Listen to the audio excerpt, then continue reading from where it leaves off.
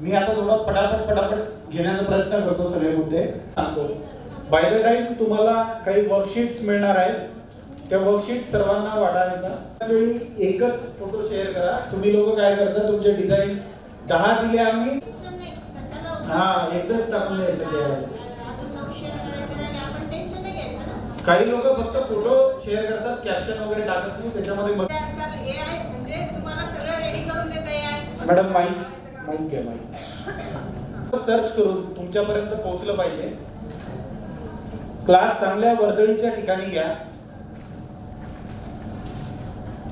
Classroom yes शक्य तितक्या वर्दळीच्या ठिकाणी, किंवा ऍटलिस्ट जिथं पॅरेंट्सला कन्व्हिनियंट होईल तिथे. तुमची क्लासरूम कशी असली पाहिजे? कन्व्हिनियंट याचा अर्थ की पटकन विजिबिलिटी असली पाहिजे. विजिबिलिटी असल्यानंतर तुमच्याकडेच ऍडमिशन चांगले होणार. विजिबिलिटी इन द सेन्स जाताना येताना पण मला ज्यादा असं वाटलं पाहिजे की अरे मला तर जायचं होतं इन्क्वायरीसाठी, आज नाही आता उद्या जाते, अशा ठिकाणी. तुमची जाहिरात त्यांना कंटिन्यू दिसली पाहिजे, बॅनर वगैरे जे बाहेरचे असतात. क्लासरूम तुमची कशी असावी? मुलांना बसण्यासाठी खुर्च्या किंवा डेस्क बेंच असावेत. व्हाईट बोर्ड किंवा ब्लॅक बोर्ड असावा व त्याचा शिकवताना वापर करावा. त्यानंतर क्लासरूमची योग्य सजावट केलेली असावी. त्यामध्ये चार्ट्स, बॅनर्स, कॉम्पिटिशनचे फोटो, महापुरुषांचे फोटो इत्यादी असावेत. क्लासरूम मध्ये योग्य प्रकाश असावा. फॅन किंवा एसी असावा. लावतील, एसी पण लावतील थोड्या दिवसांनी, सध्या फॅन लावा. येस. क्लासरूम मध्ये जाणारा रस्ता घरातून नसावा. क्लासरूम मध्ये जाणारा रस्ता घरातून नसावा. क्लासरूम मध्ये रस्त्यावर लगेच नसावी. क्लासरूम रस्त्यावरून लगेच मध्ये असावी. म्हणजे याचा अर्थ काय आहे, काही लोक काय करतात की ऑफिशियल लुक तुमच्या क्लासरूमला असलाच पाहिजे, जेणेकरून पॅरेंट्सलाही असं वाटलं पाहिजे, असं तुमच्याकडे बघून, तुमच्या क्लासरूमकडे बघून. अदरवाईज काही टाइमपास होईल असं त्यांना तुमच्या तिथल्या एन्व्हायरमेंट वरून जाणवलं नाही पाहिजे, याची काळजी घ्यायची आहे. विद्यार्थ्यांसाठी पाणी असावे तिथे. त्यानंतर खेळण्याची जागा सुद्धा असावी.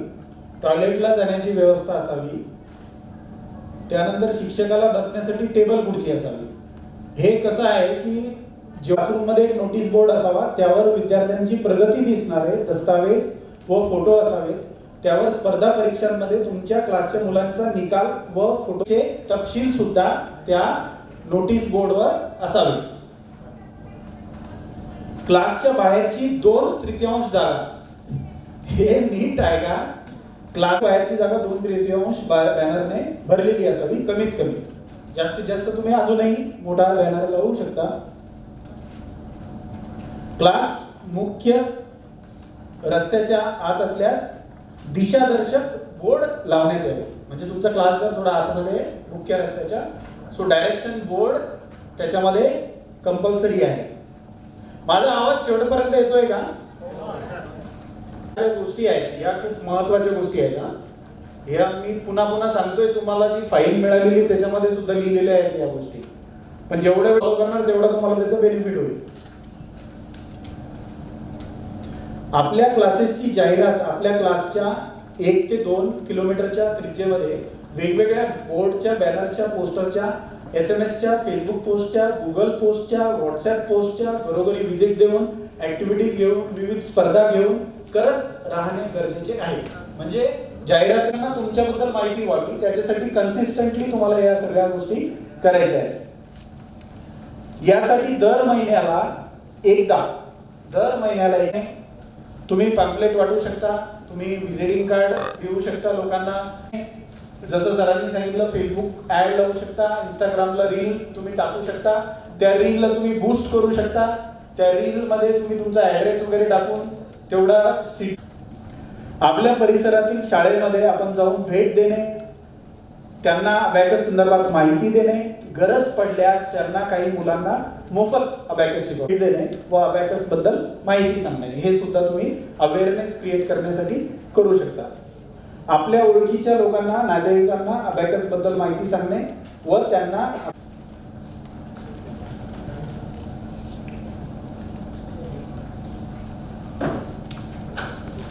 मॅडम ते बॅग पण वाटून द्या. व्यवस्थित शिकवणे म्हणजे जाहिरात करत आहेत त्यांना रिझल्ट आपल्याला वारंवार दाखवायचा आहे, तर त्याच्यामुळं जाहिरात आपली आपोआप चांगली होणार आहे. वारंवार प्रोत्साहनपर ऍक्टिव्हिटीज घेणे, ऍक्टिव्हिटीज खूप साऱ्या आपण घेऊ शकतो, तर त्याचं पण डिटेल मी तुम्हाला सांगणार आहे स्टेप बाय स्टेप. त्याच्यानंतर ब्रेन जिम ऍक्टिव्हिटीज तुम्हाला कंटिन्यू घ्या, किंवा तुमच्या इन्क्वायरीज आहेत, जे पालक आहेत सगळ्यांचा एक व्हॉट्सअप ग्रुप तुमचा असावा. त्या व्हॉट्सअप ग्रुपवर तुमची डेली काही ना काही ऍक्टिव्हिटी जावी, ऍटलिस्ट 2 डेज, 2 दिवसाच्या गॅपने किंवा 3 दिवसाच्या गॅपने तरी जायलाच पाहिजे. पॅरेंट्स सुद्धा तुमच्याबद्दल पॉझिटिव्ह राहतील. ओरल मध्ये प्रावीण्य मिळवण्यासाठी त्याचे व्हिडिओज बनवायचे आहेत. ते व्हिडिओज एडिट करून तुमचं नाव टाकून ते व्हिडिओज व्हॉट्सअपवर ठेवायचे आहेत. त्याच्यातून सुद्धा तुमच्या मुलांनी तुमचे व्हिडिओ शेअर केले तेवढी तुमची मार्केटिंग त्याच्यामध्ये होणार आहे. पण महत्वाचं आहे की पालकांसोबत आपल्याला कशा पद्धतीने तुम्हाला द्यायचं आहे. त्यांना पूर्ण 8 लेवलचं सिलेबस काय आहे, अबॅकसचे फायदे काय आहेत, अबॅकस केल्यामुळे असा पूर्ण 8 लेवल पर्यंत कंटिन्यू करेल. पण जर पालकाला असं वाटलं की यातला, कारण की तुम्ही जर 1-2 लेवल करून सोडून दिलं तर माझा पण वेळ वाया जाईल आणि तुमचे पण पैसे वाया जातील. त्याच्यापेक्षा तुम्ही पूर्ण माहिती घ्या आणि पूर्ण लेवलचं ऍडमिशन तुम्हाला जर करायचं असेल, म्हणजे पूर्ण लेवल जर तुमच्या मुलांना तुम्हाला करवायचे असतील तरच तुम्ही इथे ऍडमिशन घ्या. अशा पद्धतीने आपण त्यांना काउन्सिलिंग प्रॉपर केल्यामुळं जरी 10-20 पालकांपैकी एखादा पालक वापस जाईल की बाबा असं एवढं मोठं आहे का, 8 लेवल आहे का, मग एखादा पालक वापस जात असेल तर जाऊ द्या, तो काही दिवसानंतर पुन्हा वापस येईल किंवा गेला तरी गेला. पण जे येतील तुमच्याकडे त्यांना पूर्ण अबॅकसची माहिती असते, त्यांच्या लक्षात आणून देणे वारंवार काय बदल होत आहे. लेवल कंप्लीशन प्रोग्रामच्या माध्यमातून तुम्हाला ती जाणीव करून द्यायची. एखादा पालक अटेंड करत नाहीये त्याला व्हिडिओज पाठवा त्याच्याकडे, ते सुद्धा तुम्हाला सांगणं गरजेचं आहे. एकदा सर्वजण उभे राहा, जांभया मारतायत सर.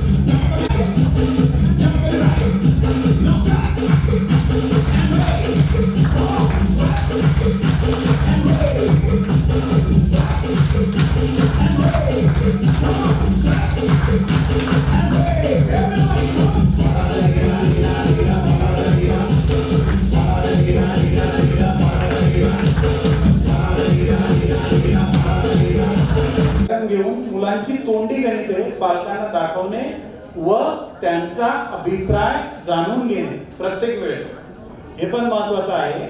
याच्यामध्ये कार्यक्रम घेतल्यामुळं काही पालक असे पण असतात की ज्यांच्या मुलांना तेवढा चांगला रिझल्ट येत नाही. कसं रिझल्ट सगळ्या मुलांचा सेम नसतो, काही मुलांना थोडा चांगला रिझल्ट येतो, काही मुलांना, आणि त्यांच्या हाताने मुलांना सर्टिफिकेट देणे, त्यांच्या हाताने मुलांना मेडल देणे, हे सगळे कार्यक्रम तुम्ही घेऊ शकता. पालकांशी संवाद व विद्यार्थ्यांशी सुसंवाद खूप महत्वाचा आहे. आपण जी फी घेतो त्याच्या दुप्पट प्रमाणात सेवा देणे, आपल्या मनात सेवाभाव असणे गरजेचे आहे. तुम्ही 1 रुपया घेताय तर जसं सरांनी सांगितलं तसं 10 रुपयाची व्हॅल्यू आपल्याला समोर देता आली पाहिजे. जे पण आपण पैसे घेतोय त्याच्यापेक्षा जास्त किमतीची व्हॅल्यू आपण त्याच्यामध्ये प्रोव्हाइड केली पाहिजे. पैसा हा येणारच आहे, पण आपण फक्त योग्यता व गुणवत्ता टिकवण्यासाठी काम करणे.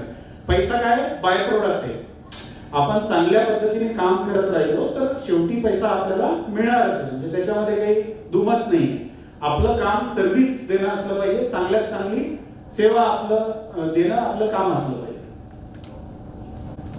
कमीत कमी फीस घेऊन जास्तीत जास्त ज्ञान देणे, फीस साठी वाद घालू नये, एकच फिक्स फीस सर्वांसाठी सारखी ठेवणे, फीस मध्ये कमी जास्त करू नये, कुणालाही उधार देऊ नये, उधार कोणालाही देऊ नये, सर्व कंडिशन पहिल्याच दिवशी पालकांसमोर लिखित स्वरूपात ठेवणे, अनावश्यक चर्चा फीस संदर्भात टाळावी, उगाच फीसच्या संदर्भात गुऱ्हाळ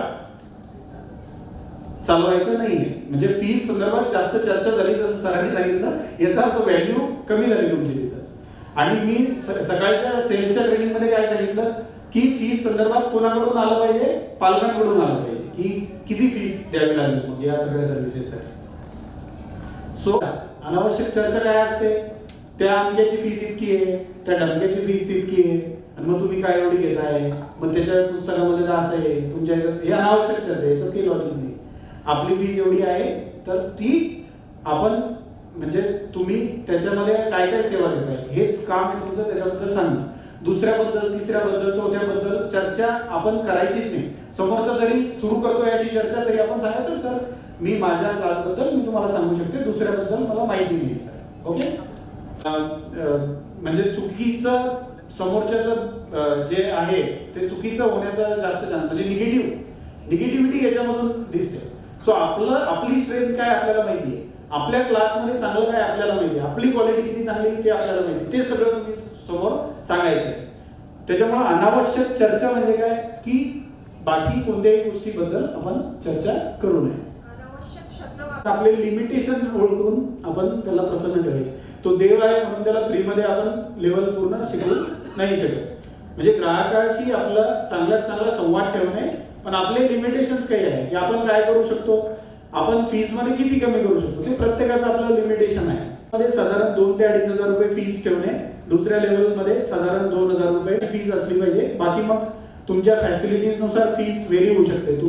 तुम्ही खूप मोठ्या शहरामध्ये आहात तर तुम्ही थोडी जास्त फीस घेऊ शकता, तुम्ही खेड्यामध्ये आहात तर तुम्ही थोडी कमी फीस घेऊ शकता.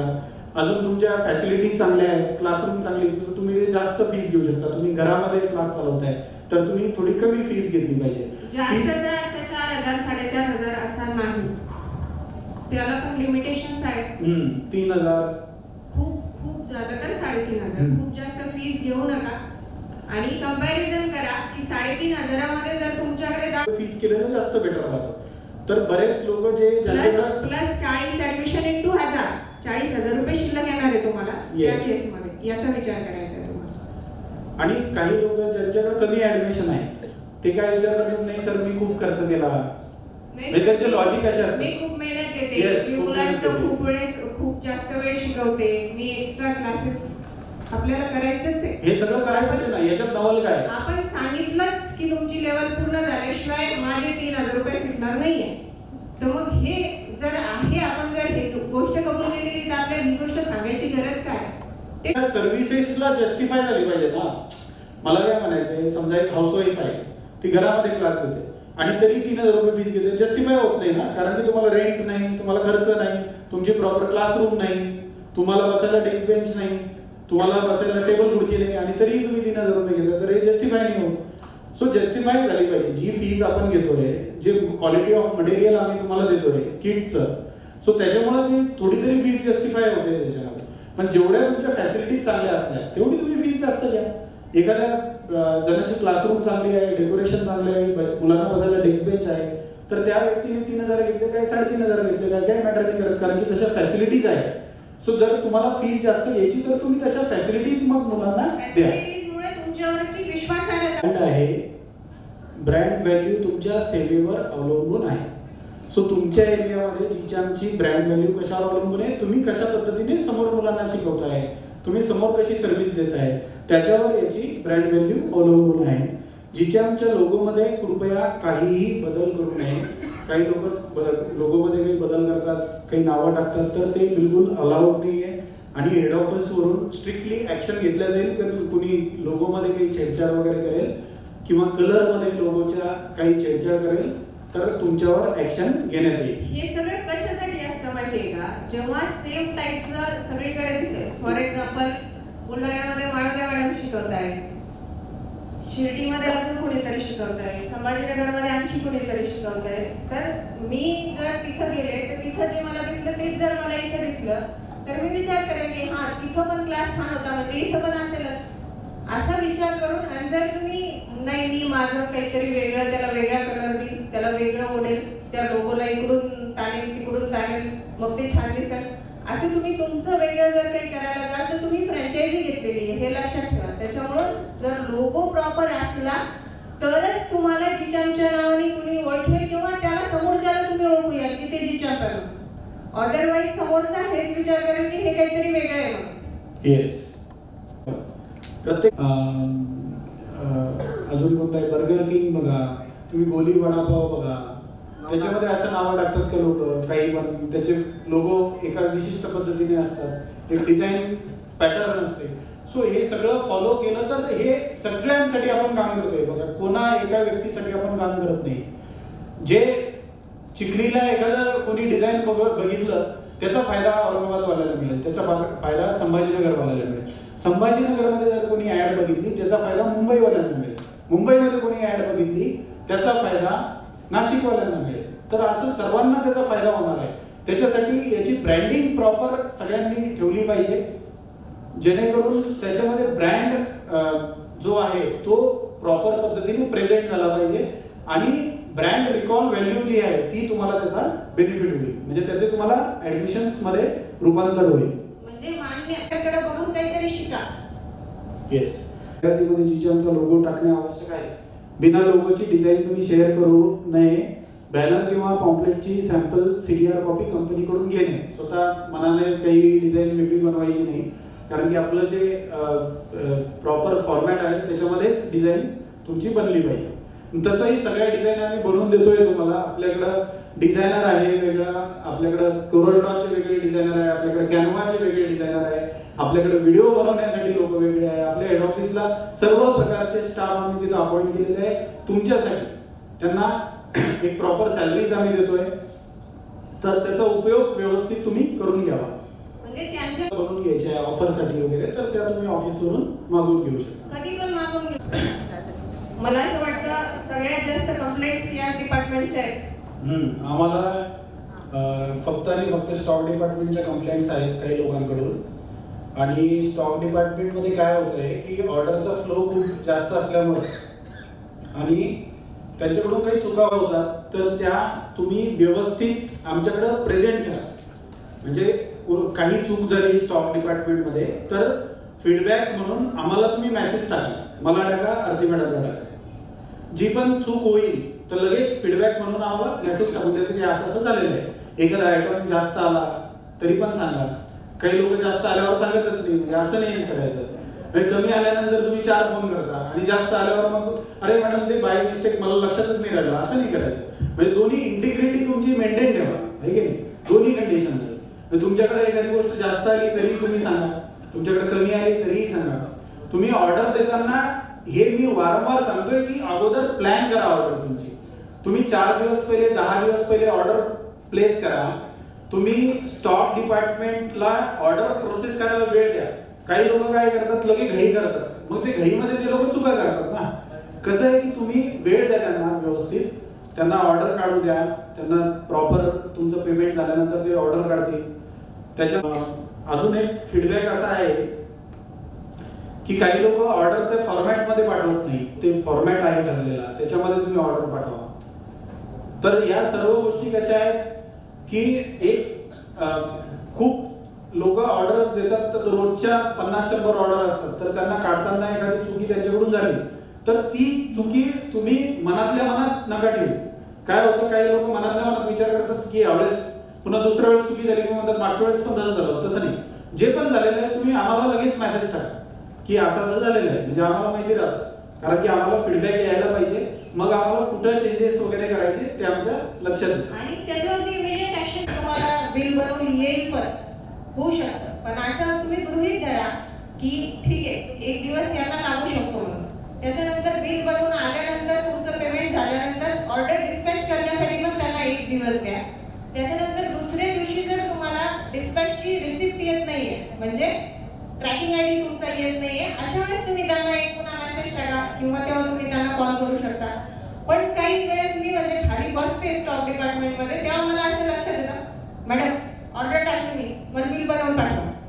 म्हणजे मॅडम तिथे दुसरं काहीतरी काम करत असतात, त्या दरम्यान तुम्ही कॉल करताय, ते जे काम करताय ते चुकवणारच ना त्या. मग ह्या गोष्टीच तर पुन्हा दुसरा आला, मॅडम मला हा टी-शर्ट नंबर नको होता, तो पाहिजे होता. तुम्ही ओरली काय सांगताय, त्याच्यामध्ये मेसेजमध्येच टाका की मॅडम हा टी-शर्ट नंबर नको, तो पाहिजे. त्या तिथल्या तिथेच त्याला एडिट करतील ना. म्हणजे तुम्ही जर होणार हे माझ्याकडनं लिहून घ्या तुम्ही, कारण मी तिथं बसते ना तेव्हा मला समजतं की मग मला कधी कधी असं वाटतं की या लक्षात तरी कसं ठेवतात की याचं हे होतं, त्याचं ते होतं, त्याचं ते होतं. लक्षात नाही. मग एखाद्या वेळेस ऑर्डर देताना पूर्ण व्यवस्थित एकदाच ऑर्डर द्या, त्याला पुन्हा पुन्हा चेंज करू नका. त्याच्यानंतर ऑर्डर त्यांना प्रोसेस करायला 2 ते 3 दिवस द्या आणि तुमच्याकडे तुम्ही 5 ते 10 किट स्टॉक असू द्या ना. आम्ही कमीत कमी 1-1.5 कोटीचा माल सध्या पडलेला आहे आमच्याकडे. आम्ही 1-1.5 कोटीचा ठेवतोय, तुम्ही 5,000चा तर ठेवा, काय प्रॉब्लेम आहे? कसं करतो स्टॉक डिपार्टमेंट त्याच्यावर पण हे सगळं अवलंबून आहे. अरे बाप, काय होतं की तुम्ही लोक माझ्याशी चांगलं बोलता, मॅडमशी चांगलं बोलता आणि प्रिया मॅडमशी काही लोक उद्धटपणे बोलतात. काय करायचं तुम्हाला उद्धटपणे बोलायची? तुम्हाला त्या सर्व्हिस प्रॉब्लेम झाला किंवा तसा प्रॉब्लेम झाला, जे काही झालं. सो असं हे आता एवढ्या जणांना मी सांगतोय, पण याच्यातल्या 2-4 जणांचा विषय आहे. ओके, कारण की तुम्ही एक गोष्ट लक्षात घ्या की तुम्ही जिच्या अबॅकस सोबत तुम्ही काम करताय याचा अर्थ असं नाही की तुम्ही कोणालाही काही बोलू शकता, म्हणजे स्टाफ लोकांना असं नाही. आपण प्रत्येकाला एक मान देऊन चांगल्या पद्धतीने आपण त्याच्यासोबत कम्युनिकेशन केलं पाहिजे. एखाद्याची चुकी होऊ शकते ना. हे बघा, चुकी कोणाची होते? कोणाची होते? जो काम करतो त्याची चुकी होते. आता मी तर काम करतच नाही, त्याच्यामुळे माझी काही चुकीच होत नाही. तुम्हाला वाटतं सर म्हणजे मी जर किट काढली तर माझ्याकडून किती चुका होत जातील? वर्षामध्ये जीएसटी संपूर्ण आम्ही भरलेला आहे. तुम्हाला माहिती नाही ही गोष्ट.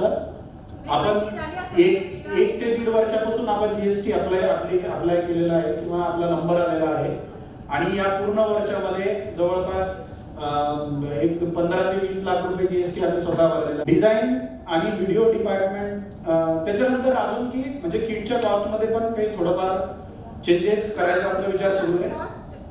तर ते लमसम राहील, त्याला असं जीएसटी वेगळं लागेल असं काही नाही. सध्या जे बिलिंग होत आहे फक्त ऑर्डर करताना काय होते, जे आपल्याकडे कॅटलॉग होतं ना होती त्याच्यामध्ये, पण आता काही म्हणजे काही इलाज नाही त्याला, कारण की ते डिरेक्टली बिल तुमच्या व्हॉट्सअपला पाठवत आहे आणि त्याच्यामुळे तुम्हाला स्कॅन करून पे करायला सोपं होत आहे. म्हणून आम्ही ते पण चला ऍडजस्ट करतोय. थोडे दिवस आता आपल्याला ऍडजस्ट करावंच लागेल. जसं आपलं व्हॉट्सअप फास्ट अपडेट होत आहे तसं ते व्हॉट्सअप अपडेट होत नाही. तुमच्याकडून आम्हाला येणार आहे तो तुमच्या वेलफेअरसाठी, म्हणजे तुम्हाला जास्तीत जास्त ऍडमिशन कसं मिळावे त्याच्यासाठी आम्ही इन्व्हेस्ट करणार आहोत. आता म्हणजे ऍडव्हर्टाइजमेंट मध्ये काय असतं की तुम्हाला ब्रँड म्हणून काय बेनिफिट मिळाला पाहिजे, तर तो बेनिफिट मिळवण्यासाठी आमच्याकडे सध्या बजेटच नाहीये. म्हणजे सध्या जे आम्ही तुमच्याकडून पैसे घेतो किटचे वगैरे, तर त्याच्यामध्ये एवढा मार्जिन आम्हाला नाही की आम्ही एखादी मोठी न्यूजपेपर ऍड करू शकू. किंवा न्यूजपेपर ऍडचं मी काल दिव्य मराठीचं बजेट बघितलं तर एक फुल पेज करण्यासाठी 5 लाख रुपये लागतात. मग एवढे पैसे जर खर्च करायचे आम्हाला, तर आमच्याकडे कुठून तरी पैसे आले पाहिजे ना. आमच्याकडे जर पैसे आले तर आम्हाला ते खर्च करता येतील. तर सध्याचं आपलं मार्जिन जे आहे ते असं आहे की आम्ही फक्त हे जे चालू आहे, जसं की आज मीटिंग आपली आहे, याला पण मला जवळपास 3 लाख रुपयाच्या आसपास खर्च झाले. तर हे जे खर्च आपण करतोय हे कोणावर खर्च होणार आहे? तुमच्या वेलफेअरसाठी. तुम्हाला अजून चांगलं कसं बनवायचं, तुमच्या ऍडमिशन जास्त झाले पाहिजे. आता औरंगाबादला म्हणजे संभाजीनगरला आम्ही बऱ्याच लोकांना ऍडमिशन्स देतो. संभाजीनगरच्या लोकांना ही माहिती आहे गोष्ट. बऱ्याच लोकांना आपण ऍडमिशन देतो. तर हे अजून जास्तीत जास्त लोकांना कसे देता येतील? आता हे जे ऍडमिशन आम्ही देतो तर यांच्याकडून काही पैसे थोडी घेतो आम्ही. तर हे आपल्याला दूर गावामध्ये एखाद्याला ऍडमिशन देता आले पाहिजे असं आपलं रिझोल्युशन आहे. आणि विथ दॅट रिझोल्युशन आपण एक ऍप, फ्रँचायझीसाठी वेगळी ऍप राहणार, स्टुडंटसाठी वेगळी ऍप राहणार आणि आमच्यासाठी वेगळं आमचा ऍडमिन पॅनल राहणार. मग त्या ऍपवर पूर्ण महाराष्ट्रातून विद्यार्थी रजिस्टर करतील. ज्या एरियातलं आपलं सेंटर आहे त्या एरियाला ती इन्क्वायरी फॉरवर्ड केली जाईल. किंवा आपण काही न्यूजपेपर ऍड पण करण्याचं प्लॅन करतोय. तर न्यूजपेपर मधून पण ऍडमिशन सेंटर म्हणून एक आम्ही सुरू केलंय. आता एक मॅडम बसतात आणि त्या पूर्ण महाराष्ट्रातून कुठून जरी इन्क्वायरी आली तरी त्या चेक करतात, त्यांचा ऍड्रेस घेतात आणि संबंधित सेंटरला ती इन्क्वायरी फॉरवर्ड करतात. आता हे कसं आहे, हे लॉंग टर्म प्रोसेस आहे. पण हे सगळं करण्यासाठी पहिले आम्हाला पैसे आले पाहिजे ना. म्हणजे कंपनीला कुठून तरी प्रॉफिट झाला तर कंपनी मग त्यातला एक हिस्सा याच्यामध्ये खर्च करते. तर या पद्धतीने हे सगळं चालत असतं. सो आज जे काही आम्ही तुम्हाला तुमच्यावर हा खर्च जो करतोय, समजा हॉटेलमध्ये आपण आलोय, इथं ट्रेनिंग प्रोग्राम घेतोय, पुण्याला घेतोय, आपण शेगावला घेतोय, तर हा सगळा पैसा कंपनी का खर्च करू शकते? कारण की तुम्ही चांगला व्यवसाय करताय समोर. तुम्ही समोर म्हणजे हा जो प्रोग्राम आहे हा कोणी कंडक्ट केला? आम्ही नाही केला. हा प्रोग्राम तुम्ही कंडक्ट केलेला आहे. आज सुमित उडकुडकर सरांना आपण बोलू शकलो कशामुळे? कारण की तुम्ही चांगलं काम करताय त्याच्यामुळे. सो तुम्ही जेवढं चांगलं काम करत राहिलं या सगळ्या गोष्टींमध्ये तेवढ्या या बऱ्याच गोष्टी आपण 1 बाय 1 याच्यामध्ये करू शकतो. तर ऍप तर आपली 2-3 महिन्यामध्ये येणार आहे. ऍप रेडी आहे, फक्त त्याच्यामध्ये काही मॉड्यूलचं काम सुरू आहे. त्याचं कॉम्पिटिशन घेणार आहोत. जसं आपलं डिसेंबरमध्ये 7 ते 8 ठिकाणी होणार आहे, तर तसं जूनमध्ये संभाजीनगर आणि मुंबई 2 ठिकाणी आपण जूनमध्ये कॉम्पिटिशन घेणार आहोत. आणि एक एक्सपिरियन्स म्हणून मला अशी इच्छा आहे की आपण इकडचे जे लोक आहेत आपण मुंबईला पण येऊ शकतात. म्हणजे काही मुलांना घेऊन, समजा उद्धव सरांना वाटलं की मी 10 मुलांना घेऊन येतो सर मुंबईला, तेवढंच त्यांचं फिरणं वगैरे होऊन जाईल. तर आपण त्या पॉइंट ऑफ व्ह्यू मुंबईच्या कॉम्पिटिशनकडे बघू शकतो की संभाजीनगरला तर आहेच, पण मुंबईला आपण काही मुलांना घेऊन जाऊ शकतो का? तर मुंबईची कॉम्पिटिशन पण आपण जूनमध्ये ठेवलेली आहे. मला सांगायची आहे की बऱ्याच फ्रँचायझी म्हणजे आता जसं जसं आपण पुढे चाललो तर आमच्याशी डायरेक्टली बोलणं बऱ्याच लोकांचं होत नाही. आणि काही लोकांना काय वाटतं की अरे हे कॉम्पिटिशनचे पेपर कसे होतात, हे पेपर नीट चेक करतात का नाही, एवढे सगळे पेपर असतात, मग यांना एवढ्या वेळेमध्ये शक्य आहे का, हे नंबर कसे काढतात, अशा बरेच प्रश्न काही लोकांना पडतात. एवढ्या कमी वेळेमध्ये हे एवढे पेपर कसे चेक करतात का असेच नंबर लिहून टाकतात? Yes. मजाक म्हणून. कॉन्फिडन्स मला माझ्या सिस्टमवर आहे. जी कॉम्पिटिशन मागची झाली होती, काही लोकांनी रिचेकिंग साठी टाकले होते. आता रिचेकिंगची फीस काय आहे? कारण की फीस जर ठेवली नाही तर उठलं की सुटलं कोणी म्हणेल की मला रिचेक करा. त्याच्यासाठी रिचेकिंगची आपल्याला फीस ठेवावी लागते. तरी गुड फेथ मध्ये तुम्हाला वाटतं ना की माझ्या एका मुलाचा डाऊट आहे सर मला एकदा चेक करा, तर गुड फेथ मध्ये आपण विदाउट फीस पण चेक करू शकतो, काहीच प्रॉब्लेम नाही. आणि एक गोष्ट लक्षात घ्या, आम्ही कॉम्पिटिशन घेतो तर कॉम्पिटिशन मध्ये काय असतं की आपल्याला सगळ्यांचं हित त्याच्यामध्ये बघायचं असतं. सगळ्यांचं हित काय आहे त्याच्यानुसार असंही होतं एखाद्या वेळेस की एखाद्या टीचरला एखाद्या टीचरचे 10 मुलं आणले त्यांनी कॉम्पिटिशन मध्ये पण एकाही मुलाला ट्रॉफी मिळत नाही, असंही होतं. पण त्या टीचरला आपण तसं पाठवू शकत नाही. त्याच्यामुळं आमच्याकडं तुमच्या नंबरसाठी वेगळ्या ट्रॉफीज असतात आणि अशा लोकांना मोटिवेट करण्यासाठी वेगळ्या ट्रॉफीज असतात. आमच्याकडे पूर्ण सिस्टम असतं या सगळ्या गोष्टींचं की कोणीही खाली हात जाऊ नये किंवा कोणीही म्हणजे असं कोणाला वाटू नये की मला ट्रॉफी का नाही मिळाल्या किंवा अशा गोष्टी होऊ नये. त्याच्यामुळे आमच्याकडे दोन्ही गोष्टींचं आमच्याकडे बजेट. सुरुवातीला मुलांचा रिझल्ट ज्याने नवीन क्लास सुरू केला त्याने कॉम्पिटिशन मध्ये जेव्हा मुलांना बसवतात तेव्हा काय होतं की त्यांच्या खूप अपेक्षा असतात त्यांच्या पॅरेंट्सच्या त्यांच्याकडून आणि त्यांना आपण तसं वापस नाही पाठवू शकत. पण एक गोष्ट लक्षात घ्या, एक फ्रँचायझी अशी असते की ज्याच्या सर्व मुलांना ट्रॉफीज मिळाल्या समजा असं. बघ यांना सगळ्या मुलांना ट्रॉफी कशी मिळते असं म्हणून आपण कोणाची ट्रॉफी काढतो का? नाही. ज्याला जेवढ्या ट्रॉफी त्यांच्या हक्काने मिळताय तेवढ्या ट्रॉफी तर त्यांना मिळतातच, पण ज्यांना त्या कॉम्पिटिशन मध्ये रिझल्ट त्यांचा प्रॉपर नाहीये त्यांना सुद्धा ट्रॉफी देण्याची जी पद्धत आहे ती आम्ही का अवलंबली आहे? कारण की प्रत्येकाला पॅरेंट्स विचारतात नंतर आणि त्यांच्या क्लासवर त्याचा डायरेक्ट इफेक्ट होतो. त्याच्यामुळे आमचं जे सिस्टम आहे ते फुल प्रूफ आहे. म्हणजे आमच्या सिस्टम मध्ये कोणी किती जरी त्याचं कॅल्क्युलेशन केलं तरी पण तुम्ही आमच्या सिस्टम मध्ये चूक काढू शकत नाही. त्याच्यामुळे मी सर्वांना सांगतो की तुम्ही मला फोन करा, फक्त तुम्ही इकडे तिकडे उगाचच्या उगाच बोलू नका की अरे कसं झालं असेल काय माहिती, आम्हाला तर माहितीच नाही. बरं तुम्हाला माहिती नाही मग तुम्ही बोलता कशाला? बरोबर. सो ज्याला पण याच्याबद्दल काही डाऊट वाटला त्याने काय करायचं, डायरेक्टली मला फोन करायचा आणि माझ्याकडून समाधान करून घ्यायचं. हा, त्याचं उगाच चर्चा करून काही लोकांना उगाच चर्चा करायची सवय असेल, हे कसं असेल ते कसं असेल. अजून एक गोष्ट मला सांगायची आहे की काही लोकांना वाटतं की आपल्या कॉम्पिटिशन मध्ये आपण सायकल का देत नाही, असा पण प्रश्न काही लोकांना आहे. मी मागच्या कॉम्पिटिशन मध्ये क्लिअर केलं होतं आणि मी जर 50 लोकांना सायकल दिली, 50 लोकांना सायकल दिली, कार्यक्रम झाला आणि मॅडम घरी गेल्यानंतर मॅडमचे पालक मॅडमला काय विचारताय, मॅडम ते मुलांना सायकल मिळाली, तुमच्या मुलाला तर मिळालीच नाही सायकल, याचा अर्थ तुम्ही नीट शिकवत नाही का? याचा अर्थ तुम्ही प्रॅक्टिसच घेतली नाही मुलांची, याचा अर्थ तुमचं काहीतरी चुकी आहे तुमच्यामध्ये, काहीतरी फॉल्ट आहे तुमच्यामध्ये, नाही तर तुमचं काहीतरी पैसे देऊन ते काही मुलांना ते सायकल देतात. म्हणजे लक्षात घ्या, आम्ही जी पण गोष्ट करतो ती 100% विचारपूर्वक करतो. फक्त हवाबाजी करण्यासाठी आम्ही कोणतीच गोष्ट करत नाही, कारण की आम्हाला मार्केटिंग करण्याची काहीच गरज नाही. आपले जे मुलं आहेत, आपले जे टीचर आहेत, ते आपली एवढी चांगली मार्केटिंग करतात की आपल्याला त्याच्यासाठी एखाद्या स्टारला बोलवायचं, मग त्याला 10 लाख रुपये द्यायचे, त्याला 20 लाख रुपये द्यायचे, म्हणजे आपला पैसा चांगल्या ठिकाणी खर्च झाला पाहिजे. सायकल जर आपण 5 लोकांना दिली, 10 लोकांना दिली, याचा अर्थ बाकीचे टीचर सगळे इनकॉम्पिटंट सिद्ध होतात. आलं का लक्षात? त्याच्यामुळे आपण काय करतो, ट्रॉफीज, तुम्ही जर जे जुने लोक आहेत त्यांच्या लक्षात आलं असेल की आपण कार्यक्रम बाय कार्यक्रम ट्रॉफीज वाढताय आपल्या, म्हणजे आम्हाला देऊन आम्ही थकून जातो, एवढ्या ट्रॉफीज आपण देतोय.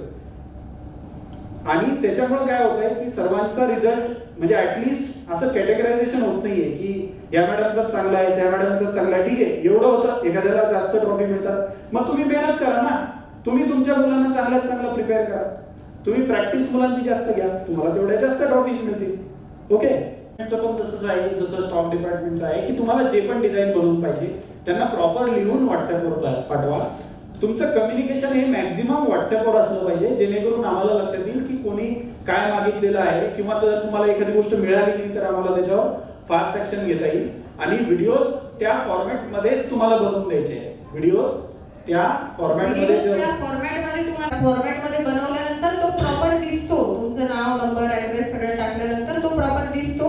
क्लॅरिटी पण तेवढी असली पाहिजे. आता परवाच्या दिवशी एका मॅडमनी वेदिक मॅथ्सचा व्हिडिओ पोस्ट केला होता, त्यांना तो ऑफिसवरून एडिट पण करून दिला, त्यांनी तो फेसबुकला पोस्ट केला. मी त्याच्यानंतर बघितला तर ते असं झूम करून बघितल्यानंतर पण मला त्या बोर्डवरचे नंबर्सच दिसत नव्हते. सांगा, जर मला दिसत नव्हते, मला वेदिक मॅथ्सचं सगळं समजतं, तर ज्या व्यक्तीला समजतच नाही वेदिक मॅथ्सचं काही, तर तो का एवढे सगळे एफर्ट्स घेईल की म्हणजे तुमची शूटिंग जी आहे ना ती, तो मुलगा जर सोडवतोय तर ते दिसलं पण पाहिजे ना त्याच्यावर. म्हणजे त्या शूटिंगची क्लॅरिटी तुम्ही जे करताय ते प्रॉपर असणं ते पण तेवढंच महत्वाचं आहे. फक्त पोस्ट करणं जरुरी नाहीये. म्हणजे त्याच्यामध्ये तो बोर्ड, ते लाईट त्याच्यावरती चमकतोय, मग तो लिहितोय, त्याने केलंय छान, पण ते दिसतच नाहीये त्याच्यात, मग काय अर्थ आहे? कामामध्ये आपल्या नंतर डिझाईन्सचं काय होतं माहिती? नवीन ऍप जे आपली लॉन्च होणार आहे, तर त्याच्यासाठी मी आता तुम्हाला एक गुगल फॉर्म पाठवणार आहे आज किंवा उद्या. तर तो फॉर्म तुम्ही पूर्णपणे भरून द्यायचा आहे आणि त्या ऍपमध्ये तुमचा डाटा फीड होईल. नंतर मग तुम्हाला ती ऍप डाउनलोड करता येईल किंवा त्याच्यावर तुमचे मुलं रजिस्टर करता येईल. हे बघा, आपल्याकडे व्हॉट्सअप बिझनेस API आहे. What is WhatsApp business API? कोणाला माहिती आहे का? त्याच्या माध्यमातून आपण सर्व मुलांना मेसेजेस पाठवणार आहोत. म्हणजे तुमच्या ज्या इन्क्वायरीज आहेत, आज काय पद्धत आहे की तुमच्या इन्क्वायरी येतात आणि तुम्ही त्यांना नंतर फक्त फोन करता, तर त्यांना ऑफिशियली ऑफिसकडून मेसेज जातील इथून हेड ऑफिसवरून, आणि ते सर्व मुलं किंवा ते सगळ्या इन्क्वायरीज ज्या तुमच्या आहेत त्यांच्या आपण टचमध्ये राहू, जेणेकरून तुम्हाला त्याचे कन्व्हर्जनमध्ये त्याचा फायदा होईल. आणि एक ऑफिसचा जो ऍडमिशनचा नंबर आहे, तो ऍडमिशनचा नंबर पूर्ण राज्यामध्ये आपण सगळीकडे टाकणार आहोत. जस्ट डायलला, वेबसाईटवर किंवा फेसबुकला, किंवा आपण एक डिजिटल ऍड पण रन करणार आहोत, किंवा जे आपले न्यूजपेपर ऍड पण आपण करणार आहोत आता, तर त्याच्यामध्ये सुद्धा आपण तो नंबर टाकणार आहोत. जेणेकरून म्हणजे आमचं गोल असं आहे, बघा आमचं गोल 10,000 रुपये आणि फेसबुकला ऍड रन केली की लगेच तुम्हाला इन्क्वायरी भेटतात. पण तुमच्याकडून पैसे न घेता आम्ही तुम्हाला ऍडमिशन्स देऊ शकलो पाहिजे, अशा पद्धतीने आपण काम करतोय त्याच्यावर. पण त्याच्यामध्ये असं होऊ शकतं की एखाद्याला 2-4 लीड मिळाल्या आणि एखाद्याला एक पण नाही मिळाली, असं पण त्याच्यामध्ये होऊ शकतं. कारण की त्याच्यामध्ये असं नाहीये की प्रत्येक एरियामधून आपल्याला रिस्पॉन्स मिळेल, पण आपण त्या दिशेनं पाऊल टाकतोय की प्रत्येकाला रिस्पॉन्स मिळाला पाहिजे आणि प्रत्येकाला त्याचा फायदा झाला पाहिजे. आणि न्यू कोर्सेस, बस एवढे 2च मुद्दे आता बाकी आहेत फक्त. तर डिफरंट समर कॅम्प बद्दल बोलण्यासाठी मी माळवदे मॅडमला समोर बोलवतो. माळवदे मॅडम, तुम्हाला एक एक्झाम द्यायची प्रत्येक लेवल नंतर. काही लोक काय करतात, खूप घाईमध्ये येतात, नाही मॅडम एवढंच सांगून द्या. तसं नाही, प्रॉपर एक्झाम द्या, प्रॉपर बुक सॉल्व्ह करा आणि मगच पुढच्या लेवलची ट्रेनिंग घ्या. ते खूप महत्वाचं आहे. एक समर कॅम्पचं मॅन्युअल बघा. हे बघा, समर कॅम्प वर्षातून किती वेळा येतो? एकदाच येतो ना. मग त्याची प्लॅनिंग करावं लागेल चांगली, त्याच्यातून आपल्याला बेनिफिट झाला पाहिजे.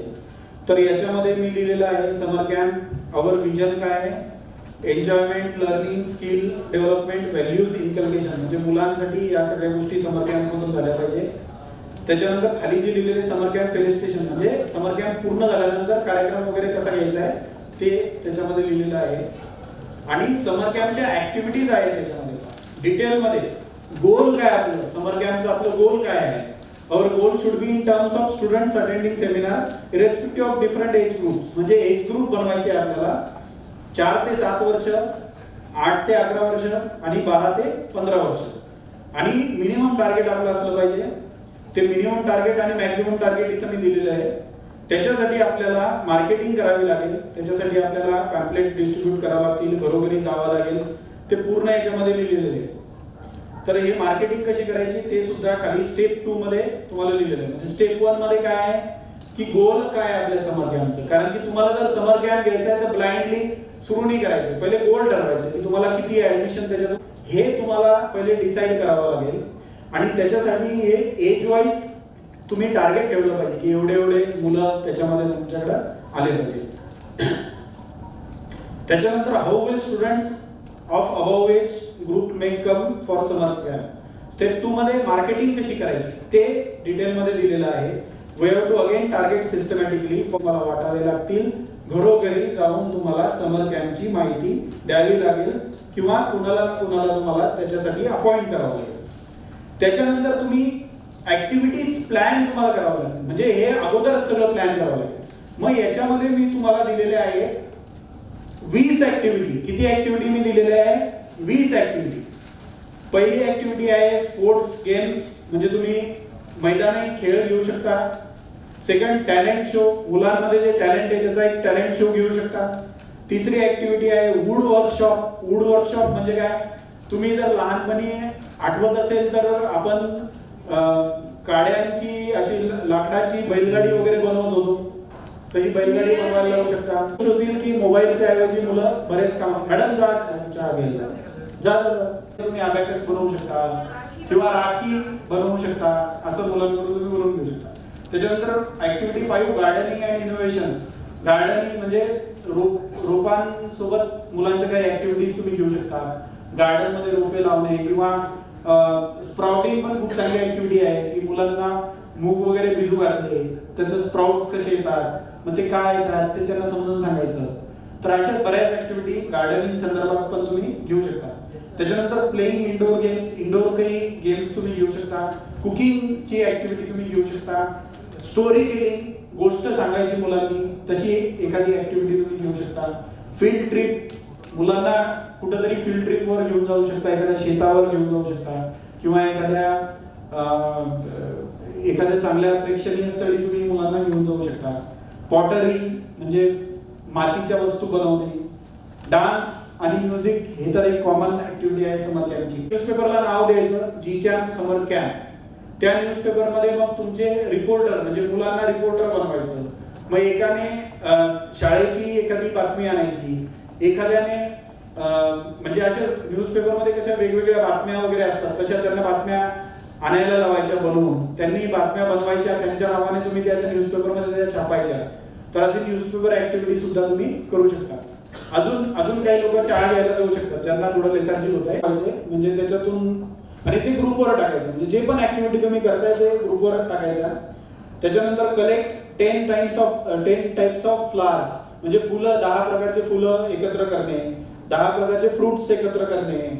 फॅमिली फोटोग्राफी, पुढची ऍक्टिव्हिटी आहे फॅमिली फोटोग्राफी, की मुलांना मोबाईलचा, म्हणजे मोबाईल तर मुलं खूप घेतात, पण मोबाईलवर तुमच्या फॅमिलीचे सर्वांचे फोटो काढा आणि ते चांगल्यात चांगले फोटो कसे काढतील ते तुम्ही बघा, ते त्यांना ग्रुपवर टाकायला लावा. त्याच्यानंतर पोएम रिसायटेशन, म्हणजे त्यांनी पोएम म्हणायच्या, अशी ऍक्टिव्हिटी तुम्ही घेऊ शकता. त्याच्यानंतर स्टुडंट पार्लमेंट, म्हणजे जसं दिल्लीमध्ये पार्लमेंट आहे तर तसं तुम्ही मुलांना, एका जणाला प्राईम मिनिस्टर बनवू शकता, एका मुलाला तुम्ही MP बनवू शकता, एका मुलाला तुम्ही विरोधी पक्षनेता बनवू शकता, एकाला प्रेसिडेंट बनवू शकता. आणि एक प्रोग्राम तुम्ही असा ऑर्गनाईज करू शकता की त्यांनी भाषण द्यायचं, त्याच्यामध्ये एकानं विरोधी पक्षाचं भाषण द्यायचं, एकानं प्राईम मिनिस्टरचं भाषण द्यायचं. मग तशी पोशाख त्यांनी बनवून घ्यायची. अशी स्टुडंट पार्लमेंट तुम्ही तुमच्या क्लासमध्ये ऑर्गनाईज करू शकता. याच्यामुळे त्यांची खूप सारे स्किल्स डेव्हलप होणार आहेत. तर अशा 20 ऍक्टिव्हिटी आहेत. ज्याला जी ऍक्टिव्हिटी आवडमध्ये म्हणजे मॅनेजर झाले नाही म्हणून त्यांना मंडप टाकावं लागलं. म्हणजे 7-8 दिवस त्यांनी मंडप टाकलेला होता. तर म्हटलं त्यांना 2 शब्द बोलतील, द्या थोडं त्यांचा अनुभव सांगतील. मॅडम. नमस्कार, माझं नाव जया माळवदे, माझं सेंटर बुलढाण्याला आहे. परिस्थिती अशी होती की फेब्रुवारी मार्च महिना जेव्हा येतो तेव्हा सगळ्यांनाच माहिती आपलं ऍडमिशन कमी होत जातात, कारण तेव्हा मुलांचे पेपर असतात. पण मग नंतर एप्रिल मे मध्ये माझा उद्देश असा होता की माझ्या जुन्या ऍडमिशन पण मला परत आणायच्या होत्या आणि नवीन ऍडमिशन पण मला पाहिजे होत्या. तर मग ऍडमिशन कमी होत गेल्यामुळे थोडंसं जेव्हा ऍडमिशन कमी होतात तेव्हा आपली फी पण कमी होऊन जाते आणि सगळं बजेट फुटतं. आणि तशाच प्रकारे मागच्या वर्षी माझ्यासोबत झालं. आता मी जिथे क्लास घेते मला त्याचे हॉलचं मला पैसे भरावे लागतात. माझे काही असिस्टंट आहे त्यांना पण मला पेमेंट द्यावा लागतो. आता बजेट फुटल्यामुळे सगळंच स्टॉप झालेलं होतं. त्याच्यामुळे मग मला काय करा काहीच समजत नव्हतं की आता मी कशी ॲडव्हर्टाइजमेंट करू. आम्ही सनपॅक शीट वगैरे सगळं लावलं होतं. पण तितक्यात आपल्या ग्रुपवर समर कॅम्पचं सरांनी टाकलं. मग मी आमच्या सरांना म्हटलं आपण यावेळेस समर कॅम्प घेऊनच पाहू. त्याच्यानंतर मी एक छानसं डिझाईन आपल्या ऑफिसमधून बनवून घेतलं.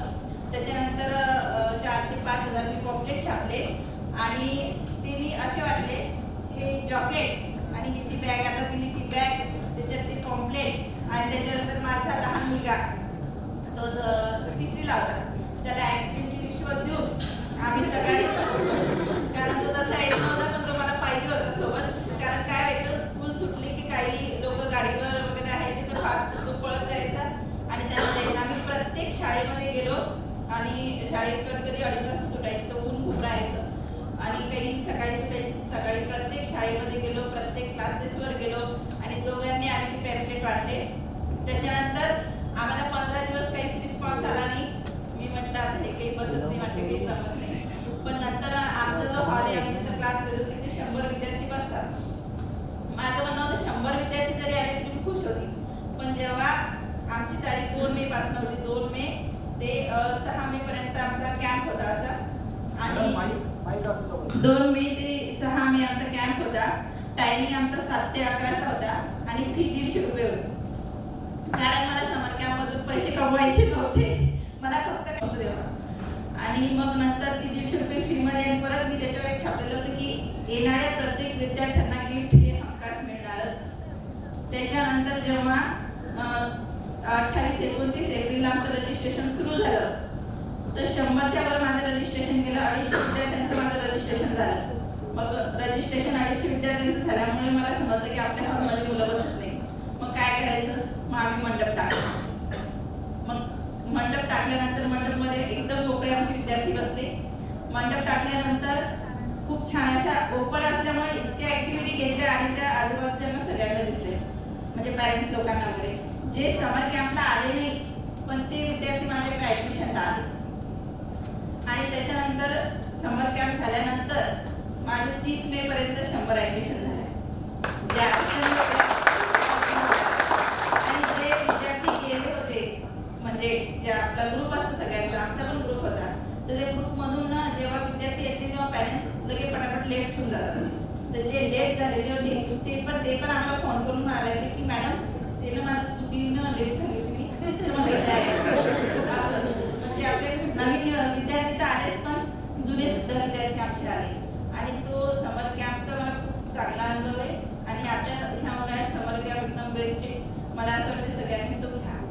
मॅडम ऍक्टिव्हिटीज काय घेतलं होतं थोडं सांगा. सकाळी 7 ते 11चं टायमिंग होतं. तर सकाळी आम्ही थोडंसं मेडिटेशन घ्यायचो, योगा आणि मेडिटेशन कंपल्सरी घ्यायचो. त्याच्यानंतर प्रत्येक दिवशी एक ऍक्टिव्हिटी ठेवली होती. त्याच्यामध्ये ड्रॉइंग ठेवलेलं होतं, नंतर क्राफ्ट, नंतर डान्स गेम ठेवलेले होते आम्ही, संगीत खुर्ची. शेवटच्या दिवशी पॅरेंट्ससाठी पण आम्ही गेम ठेवलेले होते, त्याच्यामुळे पॅरेंट्स पण खुश झालेले होते. त्याच्यानंतर एक दिवस आम्ही भेळ वगैरे ठेवली होती की मुलांनी सगळं भेळ वगैरे बनवायची. अशा बऱ्याचशा ऍक्टिव्हिटी होत्या सर. मी जे समजा 8वी 9वीचे मुलं जे होते त्यांच्यासाठी मोठा चेस ठेवला होता, चेस. आणि जे छोटे मुलं होते त्यांना लुडो आणि चेस जे मिक्स मिळतं, मागून लुडो आणि पुढून चेस ते दिलं होतं. तर त्याच्यामुळे पॅरेंट्स पण खुश होते आणि मुलं त्याच्यामुळे जास्त खुश होते. कारण प्रत्येक मुलगा येणाऱ्या मुलाला गिफ्ट मी ठेवलंच होतं आणि त्या 150 रुपयातच माझं मंडपचा पण खर्च, गिफ्टचा पण खर्च आणि वर त्याच्यात मला ॲडमिशन पण 100 ॲडमिशन माझे कंप्लीट झालेल्या होत्या. मी पहिल्याच ह्याच्यात 50 किटची ऑर्डर केली होती सरांकडे आणि डबल दुसऱ्या ह्याच्यात 50 किटची ऑर्डर केली होती. आणि फक्त कंटिन्यू चालू चालू ठेवा. एक पण महिना खाली जात नाही की माझं ॲडमिशन झालं नाही म्हणून. माझ्या आज मी सुट्टी दिली होती क्लासला पण माझ्या आज पण 4 ॲडमिशन होत्या. ऍड करू का? आम्ही दोघं एकत्र क्लास घेतो. फोन चालूच राहतो म्हणजे ऍडमिशन वगैरे घ्यायचं आणि ज्या दिवशी ऍडमिशन नाही आल्या त्या दिवशी माझं डोकं खाल्लं जातं. ही ऍडमिशन का नाही आल्या का नाही आल्या. तर याचं फलित म्हणजे आम्ही जो कॅम्प घेतला त्याच्यातले 30-35 मुलं असे होते की ते बाहेर गावी तर मामाच्या गावाला किंवा आजीच्या गावाला आले होते आणि ते सुद्धा तिथं त्यांच्या मैत्रिणीसोबत किंवा कोणा भावासोबत किंवा मामा भावासोबत ते आलेले होते. तर आतापर्यंत आम्हाला 10-12 फोन असे आले की सर आपला समर कॅम्प कधी आहे, म्हणजे तिकडचे नागपूरचे, पुण्याचे किंवा आताचे. तर अगोदरच ते म्हणजे वेटिंग करतायत की आपला समर कॅम्प कधी आहे. तर आम्ही त्यांना सांगतो की आता आपण मे मध्ये घेऊ समजा. तर मॅडमला सांगितलं याच्याबद्दल, पण मी मॅडम बद्दल 2 शब्द सांगणार आहे. क्या बात आहे, क्या बात आहे. मॅडमने सरांबद्दल नाही सांगितलं आम्ही तर मॅडमचा सर्वात महत्वाचा चांगला गुण म्हणजे मॅडमला लिहिला नसेल कदाचित तो आहे आत्मविश्वास. आत्मविश्वास म्हणजे मला कॅम्प बद्दल मला खात्री नव्हती. म्हणजे विशेष सांगायचं म्हणजे माझी ड्युटी होती, मला सकाळी शाळा लागली होती. तर तेव्हा नंतर म्हटलं आपण मे महिन्यात घेऊ. मग मे महिन्यात घ्यायचं ठरलं आमचं म्हणून मला सुट्टी लागणार होती 1 मेला. तर एवढे मुलं हँडल कसे करायचे. आम्ही 3-4 जण समजा 2 मॅडम आम्ही दोघं. मग आता एवढं आता बाहेर मंडप टाकायच्या शेतात आता फोटो दाखवले असते. फोटो दाखवता येईल का? तर मंडप टाकला होता शेतात म्हणजे त्याला लागून शेडला लागून ग्रुपवर टाकून दे ना. तर तो मंडपवाल्याकडे जेव्हा गेलो मग ते म्हणजे काय काय लागतं तुम्हाला. म्हटलं आम्हाला 5 दिवस आमचा कॅम्प घ्यायचा आहे तर आम्हाला मंडप आणि माईक वगैरे ते लागतील, पुन्हा फिरणारे माईक. तर त्यांनी प्रत्येक दिवसाचा 5,000 खर्च सांगितला. 5,000 आणि पूर्ण 25,000 समजा 5 दिवसाचे. आणि जे काही गेट वगैरे ते असं वाढत गेलं 30,000 पर्यंत. पण म्हटलं आता मग आम्हाला काय मॅडम अनावश्यक केलं होतं. आम्ही ठरवलं होतं की आपण पैसे कमवण्यासाठी कॅम्प घ्यायचा नाही, आपल्याला विद्यार्थी कमवायचे. मग त्याने 150 रुपये म्हणजे 200 रुपये ठेवायचे की 150 रुपये ठेवायचे आमच्या असं चालू होतं. मग 150 रुपये ठेवली फीस. पण त्यातही आम्ही एक वाक्य टाकलं होतं की प्रत्येक विद्यार्थ्याला हमखास गिफ्ट मिळणारच आहे. प्रत्येकाचं गिफ्ट 100 रुपयाच्या वर 150 रुपयाच्या वर गेलं होतं. पण तरी सुद्धा आम्ही ते मॅनेज करून मग नंतर ते विद्यार्थी त्यांच्या सोबत जे आले होते नंतरही ऍडमिशन वाढली आणि आमचे ते 30,000 रुपये नंतरच्या जे विद्यार्थी आले त्यामध्ये निघून गेलो. म्हणजे सॅटिस्फॅक्शन राहिलं की विद्यार्थी आले. मंडपवाल्याची मुलीची पण ऍडमिशन आम्ही घरी ठेवलं होतं. त्यांच्या मुलीची पण ऍडमिशन आम्ही घेतली आणि त्यांना म्हणजे मंडपवाल्याची मुलगी, आरोवाल्याची, पाण्याची, त्यांच्या मुलांना आम्ही घरी ठेवलं होतं. 150 रुपये तुम्ही देऊ नका ना, तुमची मुलगी तशीच पाठवा. त्याची ऍडमिशन आम्हाला भेटल्या. आणि अच्छा त्यांच्या मुलांना तुम्ही 150 रुपये फीज नाही घेतली. क्या बात आहे. किती दिलदारपणा केला. तर मॅडमबद्दल आत्मविश्वास जरा चिकाटी भरपूर आहे. एखाद्या काम त्यांनी ठरवलं तर मला झोप लागू देत नाही. आता समजा प्रिया मॅडमला ऑर्डर द्यायची. आता मी एखाद्या शाळेत असतो, माझं काही काम असतं, पण मला दर एखादा साला रिमाइंडर येतं प्रिया मॅडमला ऑर्डर दिली का, प्रिया मॅडमला हे सांगितलं का, ते सांगितलं का. म्हणजे चिकाटी एखादी गोष्ट पूर्ण झाल्याशिवाय तिला सांगायला लागते हो झालं आता ऑर्डर झाली, ही घे स्लिप घे आणि बस. तर चिकाटी खूप जास्त आहे. धडपड सुद्धा चांगली आहे, बडबड सुद्धा चांगली करते. म्हणजे आमचं जेव्हा लग्न झालं आम्ही शेगावला राहायला गेलो तर अक्षरशः आमची घरमालकी म्हणायची मला सर थोडं जयाला बाहेर काढत झाला तुम्ही बोला झाली बुलढाण्याला. तर आम्ही अगोदरच्या रात्री मंडप वगैरे लावतो देशमाने सर वगैरे. तर तिथं असं घोळका बसला होता, जेंट्स होते म्हातारे लोक समजा, ती प्रॉपर तिथलीच आहे. मग ती बोलायला लागली. मग ती अर्धा घंटा त्या माणसासोबत बोलत बसली. मग मी चर्चा करत होतो. तितक्यात एक आजोबा म्हणतात की ही जया एवढी बोलत नव्हती लहानपणी, म्हणजे अगोदर एवढी बोलत नव्हती, आता काय बोलत एवढं बोलून मी आमचे लोकांचे मी कार्ड वगैरे माझ्या सोबत असतं. कार्ड म्हणजे दाखवणार होतो. मी दाखवलं त्यांना. म्हटलं आमचं अभ्यास वगैरे सेंटर आहे तर तुमचे म्हणजे चर्चा करता ते माझा एक नातू या सदस्य आहे, माझा सुट्टी लागते. मी म्हटलं की आमचं एक अभ्यास सेंटर आहे की तुम्ही पाठवता. मग मी फायदा सांगितलं तिथंच. तर म्हणे अभ्यास लावायचं होतं पण आम्हाला आमच्या जया मॅडमकडे लावायचं आहे. तर म्हणजे तुमच्याकडे लावलं तरी सॉरी म्हणे, पण जया मॅडम खूप म्हणजे नावाजलेलं आहे म्हणे. म्हटलं आमचं जिच्या, मग मी त्यांना सांगितलं, म्हटलं जया मॅडम म्हणजे आम्ही एकच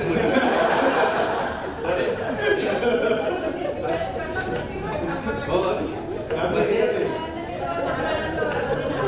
कमी ओळखत सर मला ओरडले नाव जास्त चला ठीक आहे. जे मुलं असे असतात ज्यांना रीडिंग प्रॉपर येत नाही, त्यांना तुम्ही फोनिक्स शिकवलं पाहिजे. आणि त्यासाठी ज्यांनी फोनिक्स घेतलेलं नाही आहे त्यांनी फोनिक्स घ्यावं. फोनिक्सची फीस 8,000 रुपये आहे. किती आहे? 8,000 रुपये. त्याच्यानंतर ज्यांना गणितामध्ये थोडा तरी कॉन्फिडन्स आहे किंवा ज्यांना असं वाटतं की अबॅकस आता चांगलं सुरू आहे आपलं आणि अबॅकसमध्ये तुमचा जम चांगला बसलाय, अशा लोकांनी वेदिक मॅथ्सचा विचार करावा. आणि जर तुमचा अबॅकसचं म्हणजे अबॅकसचं तेवढं चांगलं अजून चालू नाही तर वेदिक मॅथ्स थोडं तुम्ही नंतर करू शकता. म्हणजे कारण की वेदिक मॅथ्स करण्यासाठी थोडं जास्त स्किल लागतं, थोडं जास्त तुम्हाला ट्रेनिंग प्रॉपर पद्धतीने घ्यावं. तर वेदिक मॅथ्ससाठी एक 16,000 रुपये फीज आहे. त्याच्यानंतर प्री स्कूल, मला असं वाटतं की जे लोक आपली जीचॅमची प्री स्कूल चालवत आहे ते उत्तम पद्धतीने प्री स्कूल चालवत आहे. आपली मुंबईला, पुण्याला वेगवेगळ्या ठिकाणी आपल्या प्री स्कूल सुरू आहे. तुम्ही जाऊन इंस्टाग्रामला वगैरे व्हिडिओ चेक करू शकता. तर प्री स्कूल चालवण्यासाठी तुम्हाला 99,000 रुपयाची इन्व्हेस्टमेंट आहे. म्हणजे प्री स्कूलसाठी 99,000 रुपये, वेदिक मॅथ्ससाठी 16,000 रुपये आणि फोनिक्ससाठी किती? 8,000 रुपये. एवढी तुम्हाला इन्व्हेस्टमेंट असणार आहे. ऑब्विसली बाहेरच्या लोकांसाठी ही इन्व्हेस्टमेंट जास्त असते, पण आपल्या जीचॅमचे जे फ्रँचायझी आहेत त्यांच्यासाठी ही एवढी इन्व्हेस्टमेंट असणार आहे. तर हे कोर्सेस तुम्ही आवर्जून, म्हणजे जसं जसं तुम्ही पुढे जाताय तर हे काम जास्तीत जास्त चांगल्या पद्धतीने करण्यासाठी इन्कम पण आपल्याला स्टेप बाय स्टेप येत राहिलं पाहिजे. इन्कम येत राहिलं तर आपोआप आपल्याला एनर्जी येते. तर या पद्धतीने तुम्ही हे अजून पुढे चालवू शकता. त्याच्यानंतर कॉम्पिटिशन्स ॲट सेंटर. म्हणजे आज काय झालं की आज मी कंटेंट, मी तुम्हाला म्हटलं ना अभ्यास जास्त झाला आज, आणि कंटेंट एवढं जास्त झालं की दिवसामध्ये ते बसत नाही, म्हणजे आता संपत नाहीये, म्हणजे असं होतंय. तर ह्या कॉम्पिटिशनचं हे पूर्ण कंटेंट आहे. तर हे वेगवेगळ्या ऑकेजननुसार हे आम्ही बनवलेलं आहे. वगैरे रक्षाबंधनच्या वेळेस तुम्ही हे वाला ऍक्टिव्हिटी घेऊ शकता. त्याच्यानंतर नेचरची ऍक्टिव्हिटी तुम्ही कधी घेऊ शकता. इंडिपेंडन्स डे किंवा रिपब्लिक डेला तुम्ही ही ऍक्टिव्हिटी घेऊ शकता. त्याच्यानंतर होळी, धुलीवंदन, रंगपंचमी, गुढीपाडवा, म्हणजे फेस्टिवलनुसार काही ऍक्टिव्हिटीज आम्ही बनवण्याचा प्रयत्न केलेला आहे. तर याच्या व्यतिरिक्त सुद्धा ग्रुप, तर हे तुम्हाला आम्ही कशासाठी दिलेलं आहे याचा झेरॉक्स काढून तुम्ही मुलांना देऊ शकता. तर त्याच्यासाठी हे दिलेलं आहे. याच्या व्यतिरिक्त तुम्हाला PDF सुद्धा देण्यात येईल. बाय द टाइम ज्यांनी चहा घेतलेला नाही त्यांनी चहा पण घ्या, कारण की माझं बोलणं तर पूर्ण शेवटपर्यंत चालू राहणार आहे. म्हणजे थोडंच बाकी आहे, आता थोडंच बाकी. तर हे मधून पण मुलांना तुम्ही काही गिफ्ट्स वगैरे देऊ शकता. त्याच्यातून काही मुलांना तुम्ही मोटिवेट करू. गिफ्ट, सर्टिफिकेट्स या गोष्टी तुम्हाला देता येतील आणि त्याच्यामुळे मोटिवेट पण होतील. ज्यांना तुम्ही घेणार आहात तर समर कॅम्प नंतर पण प्रत्येक मुलाला सर्टिफिकेट द्या की त्यांनी समर कॅम्प अटेंड केला म्हणून.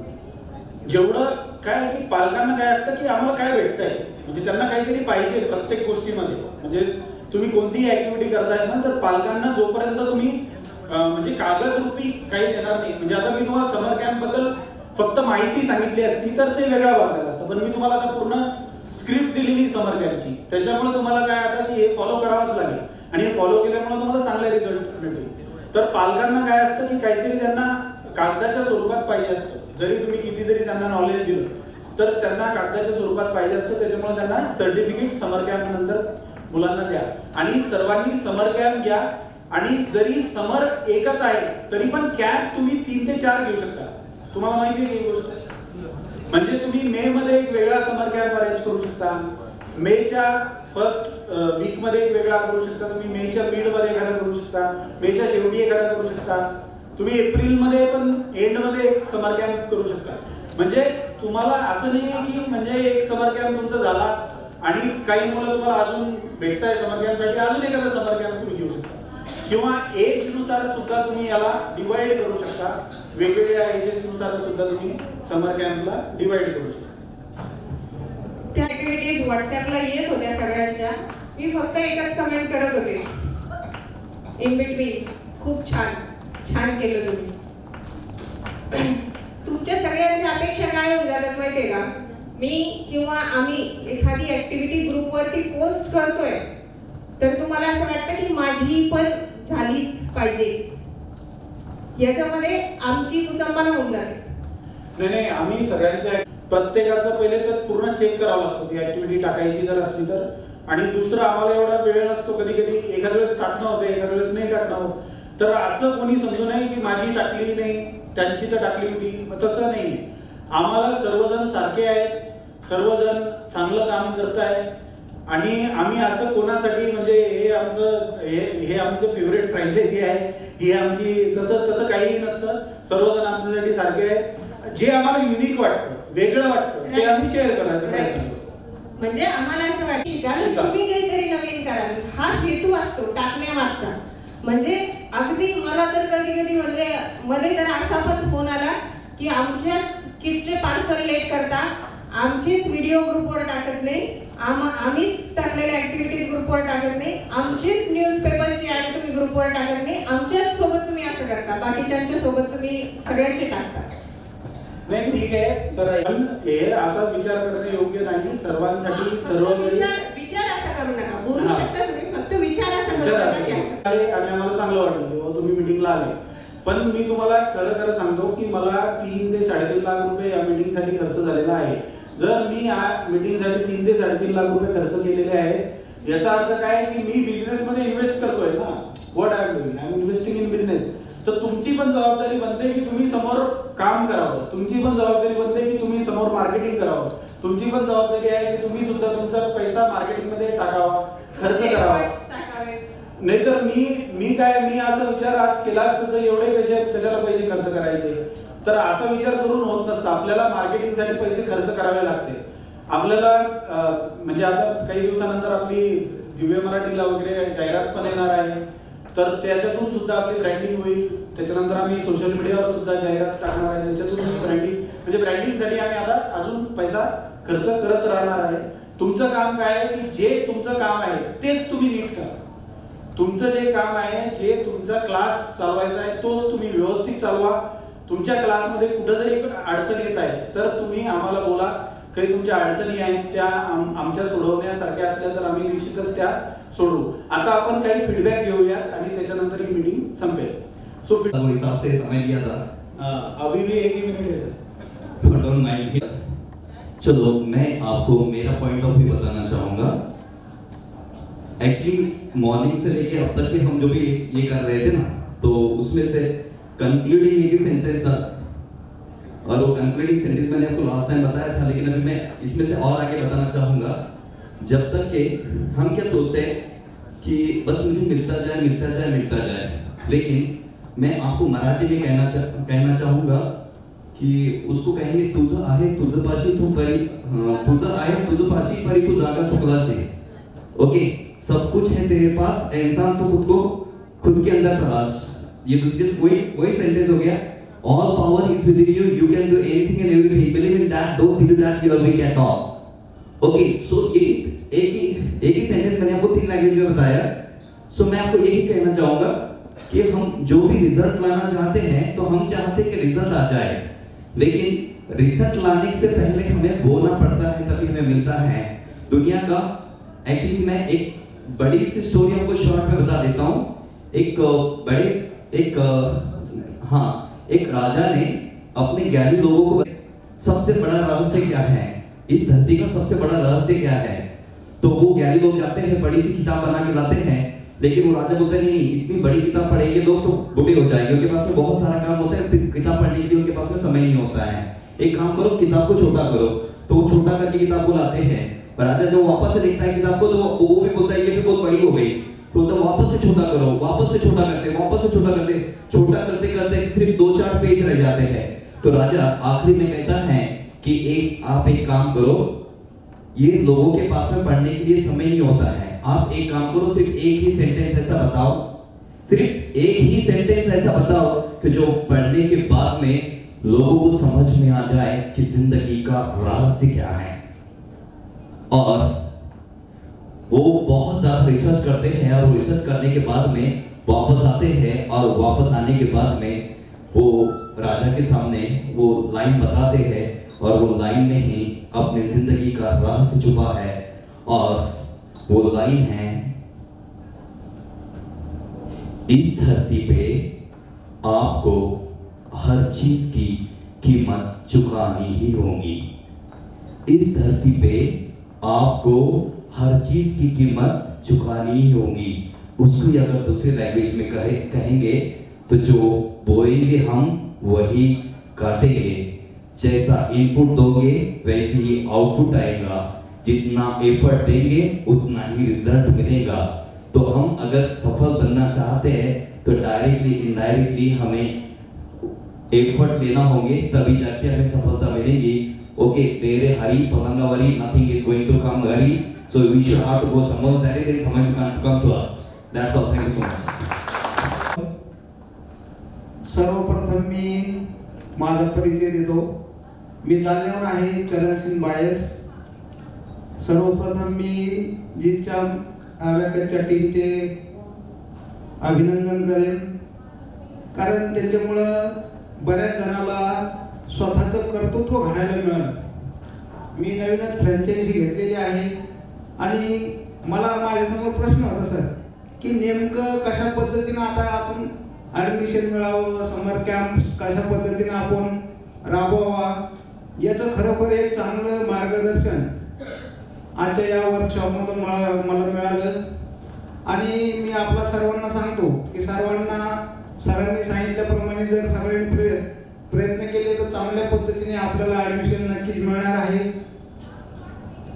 आणि पुन्हा एकदा सांगू शकतो की बऱ्याचशा जणाला की जे आपल्या आयुष्यामध्ये निराश झाले होते, कुठेतरी इतकं शिकून आपण कुठेतरी भरकडलं असं वाटत होतं, तुमच्यामुळे एक स्टँड त्यांना मिळालेला आहे, मला तरी मिळालेलं आहे।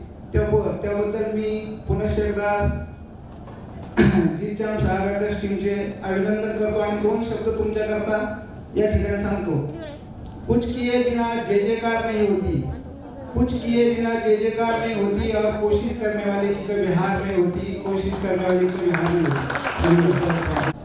गुड इव्हनिंग सर्वांना।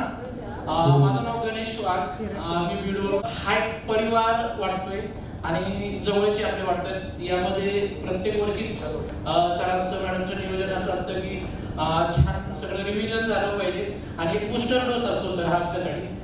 गेलं की ऊर्जा असते आणि 3 महिने तरी हा बूस्टर डोस चालतो, 3-4 महिने, आणि त्यानंतर थोडं परत स्लो डाऊन होतं। पुन्हा असं वाटतं की कधीतरी वर्षातून 2दा-3दा व्हायला हवं असं। म्हणजे खरंच माझा तरी एक्सपिरियन्स आहे की मी 2-3 महिन्यात परत थोडं न्यूट्रल होतो आणि 2-3 महिन्याच्या नंतर वाटतं की असं जर झाला एखादा कार्यक्रम सरांचं झूमवरती जरी मीटिंग झाली ना तर थोडंसं चार्जिंग झाल्यासारखं वाटतं आणि ह्या प्रोग्राममधून तर खरंच खूप मोठं रिचार्ज होतं। आणि प्रत्येक वेळेला सर एक आपल्याकडे गेस्ट लेक्चर जे असतात, ट्रेनर जे असतात ते खरंच उत्कृष्ट असतात। सुनील सरांच्या त्यांच्या नेचर आणि त्यांचं सगळं बोलण्यावरून मी खूप प्रभावित झालो। आपण हे सगळं आयोजित करता याबद्दल खरंच मनापासून सर्वांच्या वतीनं धन्यवाद व्यक्त करतो। आणि आपण पूर्ण जे रिव्हिजन करता, आजचं जे कार्यक्रमात जे रिव्हिजन होती पॉईंट झालेले असतात, पण कसं असतं की सोनाराच्याच हाताने कान टोचले की जास्त प्रभावी होतात, त्या पद्धतीने इथं होतं। हे सगळे पॉईंट्स माहिती आहे गावा असं, पण इथं आल्यावर कसं प्रभावी अंमलबजावणी कशी करायची हे होऊन झाले। बोलण्याची संधी दिली, धन्यवाद। नमस्कार, मी सर्वप्रथम माझी ओळख करून देतोय। माझे नाव आकाश कांबळे। तर मी सर आज पहिल्यांदाच तुमच्या मीटिंगला आलोय।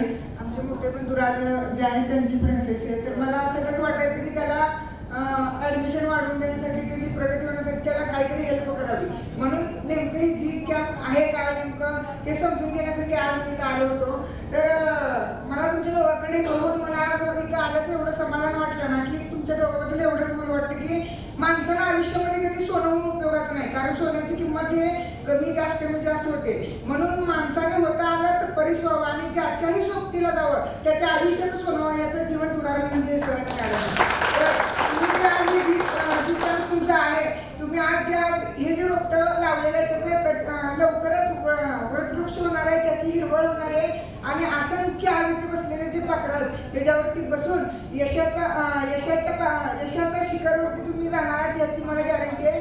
आणि तुमच्या या सहवासामध्ये राहून माझाही आत्मविश्वास वाढला आणि मलाही प्री स्कूलसाठी मी तुमच्याकडे इन्क्वायरी करणार आहे.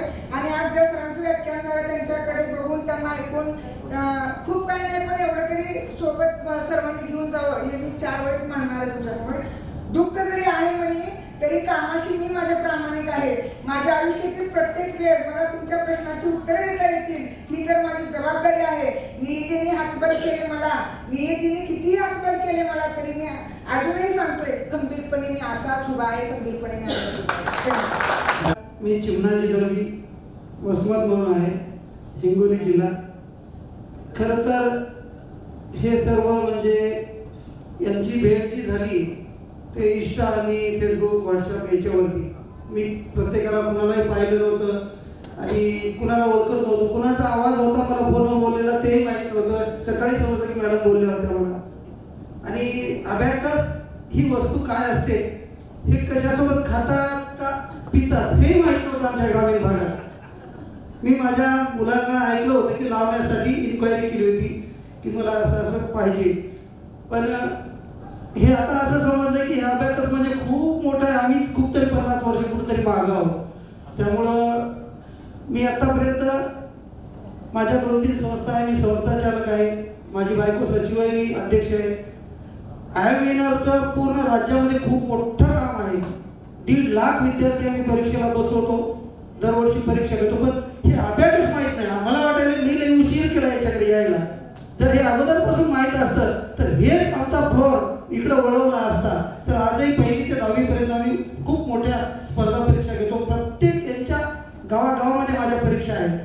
पण हे माहीत नव्हतं अभ्यास काय आहे ते. खरंच मला धन्यवाद द्यावा असं वाटतं की या ठिकाणी आलो. आणि मी कोटातली माणसं पाहिली होती TV वरती, कुठं कार्यक्रमात, कुठंतरी. आज प्रत्यक्ष मीच कोट घातला. त्यामुळे मी खूप आनंदी आहे. त्यामुळं मला वाटतं की अरे काहीतरी करता येतं. आम्ही खूप ग्रामीण भागात करतो परंतु या एज्युकेशनमध्ये ब्रेन डेव्हलपमेंट करण्यामध्ये काहीतरी आहे, विशेष आहे असं आज मला वाटलं आणि मी खूप यामध्ये इंटरेस्ट दाखवत आहे. धन्यवाद. अश्विनी पाटील, माझं सेंटर गुजरातमध्ये आहे, कडोद्रा येथे. आपल्या ऑफिसचं एक कौतुक करावं असं वाटतं आणि धाकही वाटतो. तसं की ऑफिसमधनं महिन्यातून एक कॉल येतो की कसं चाललंय सेंटर, किती ॲडमिशन झाले. त्या धाकानिमित्ताने तरी माणूस तिथं काम करतो. ही एक गोष्ट खूप चांगली की आपल्याकडून काहीतरी करून घेतात. आणि यांची चिंता म्हणजे सर आणि मॅडमांना ही गोष्ट मला आवर्जून सांगावीशी वाटली.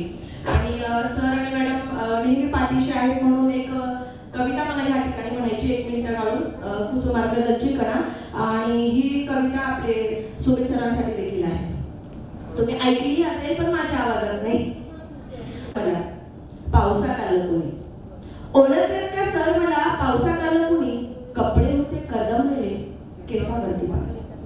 क्षणभर हसला नंतर बसला, क्षणभर हसला नंतर बसला. पोल्लावरती पाहून गंगामाई पाहुणी आली, गेली घर राहून. भिंत खचली, चूल विजली, होते नव्हते सगळे गेले. प्रसाद म्हणून पापण्यांमध्ये पाणी थोडे ठेवले.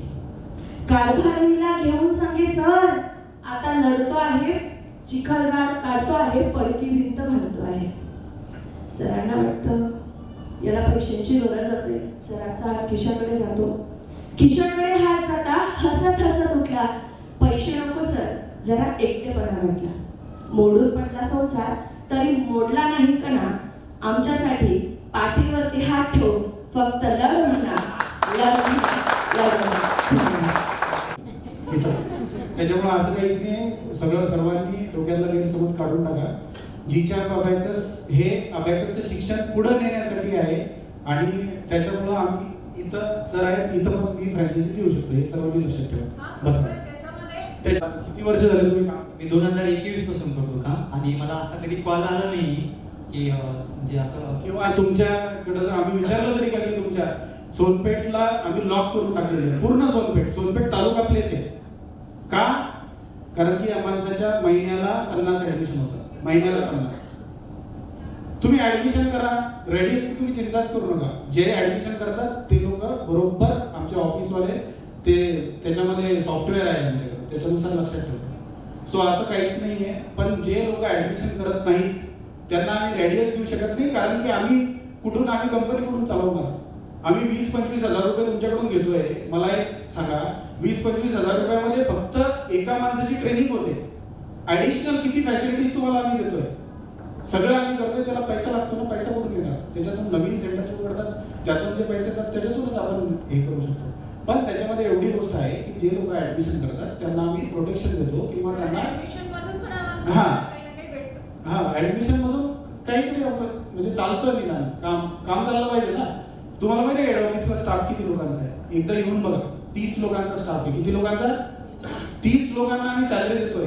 आणि कशासाठी देतोय? काहीच गरज नाही. मी तुम्हाला सांगतो, जर प्रॅक्टिकली विचार केला एक स्टॉक, तर बाकी लोकांची आपल्याला काहीच गरज नाही. मी मॅडम आणि स्टॉकवाले दोघं 4-5 जण मिळून आम्ही कंपनी चालवू शकतो. पण नाही, आपल्याकडे कॅनवाचा डिझायनर वेगळा आहे, आपल्याकडे कोरल ड्रॉचा डिझायनर वेगळा आहे, आपल्याकडे व्हिडिओ एडिटर वेगळा आहे. सगळे लोक आपल्याकडे वेगळे का?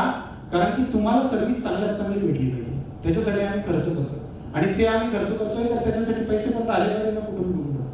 तर या पद्धतीने जे पण ऑफिशियल जे पण सिस्टम चालतं ते एका प्रॉपर सिस्टमने चालतं. ओके, त्याच्यामध्ये तुम्ही बसता का ते तुम्हाला बघायचंय की तुम्हाला चांगल्यात चांगले ऍडमिशन करायचे आहे आणि स्वतःचं सेंटर पुढे न्यायचं. Okay, yes. तुम्ही ऍडमिशन करा, बाकी आदरणीय मॅडम आणि माझ्या सर्व बांधव भगिनी, आजच्या दिवसाची सुरुवात सरांनी छत्रपती शिवाजी महाराजांच्या विचारापासून केली.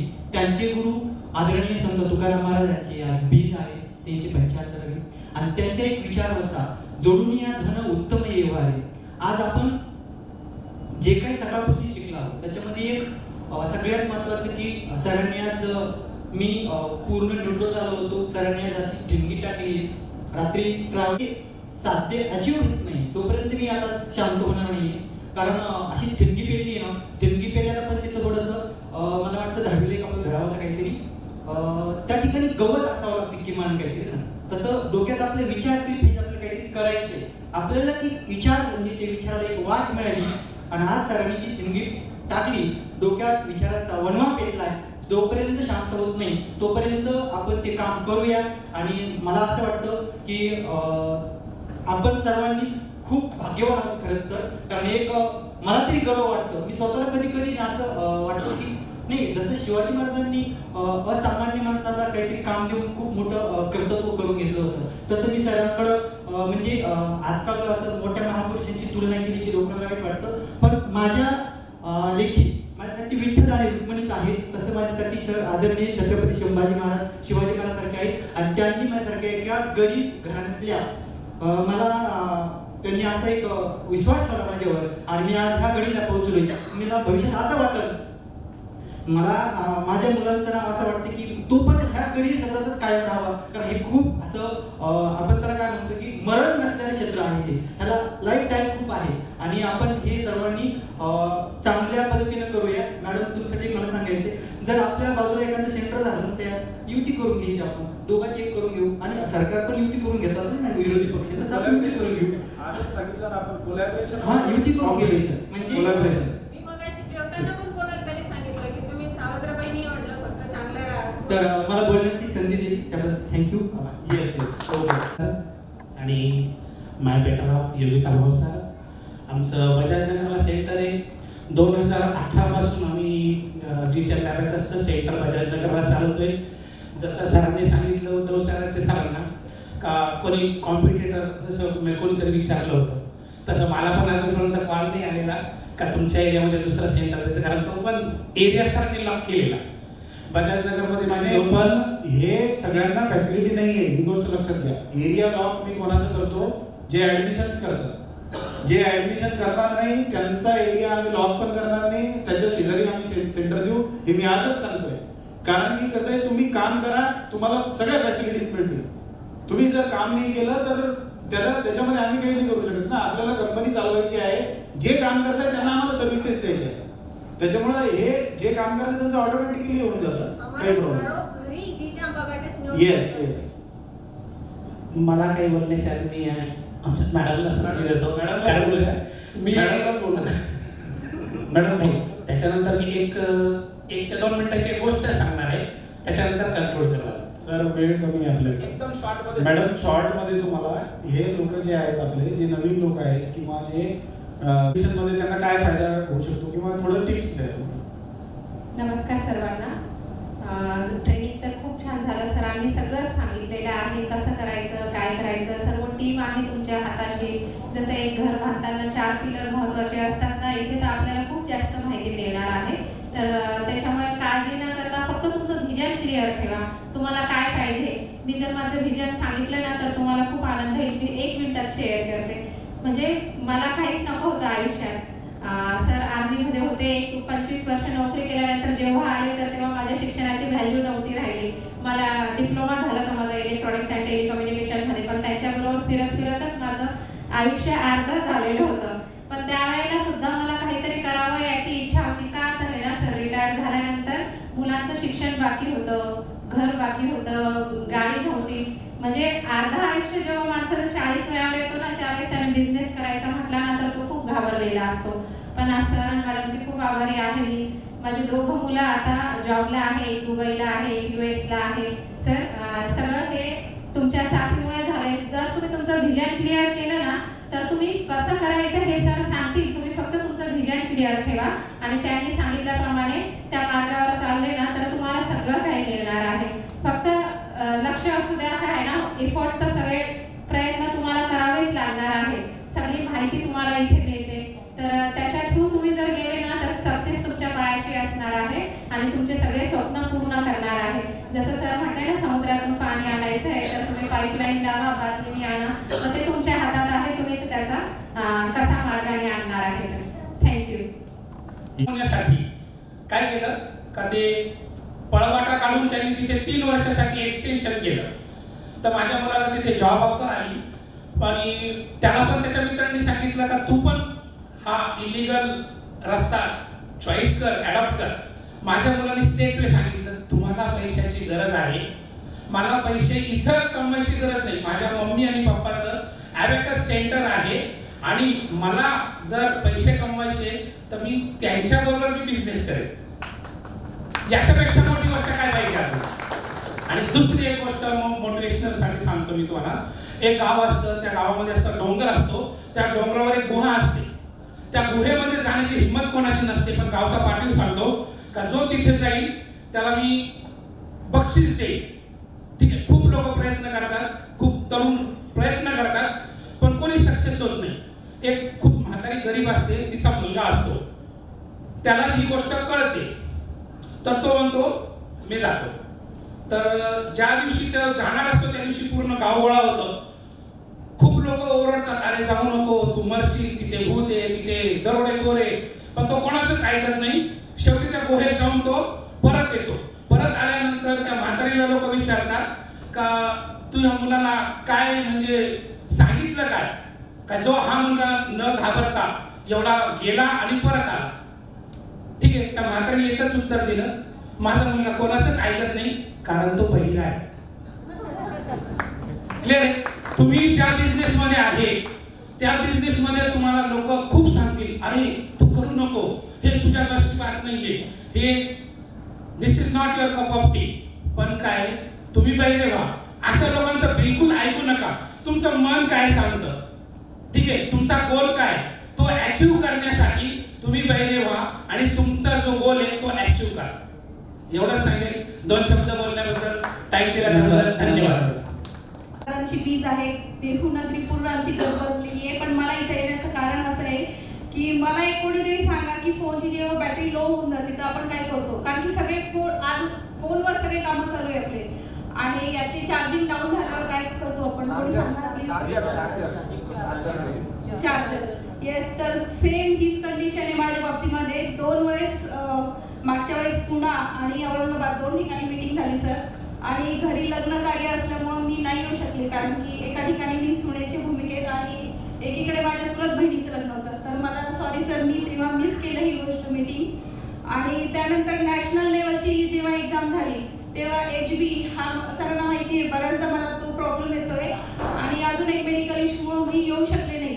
पण इथे आज पुण्यामधून इथे येणं मला का आवश्यक होतं, कारण की ही जी माझी फोनची बॅटरी म्हणजेच अबॅकससाठी आपल्याला चार्ज होणं खूप महत्त्वाचं असतं आणि हा एक प्लॅटफॉर्म आहे. इथं आपली चार्जिंग खूप छान पद्धतीने होते, बरोबर आहे की नाही.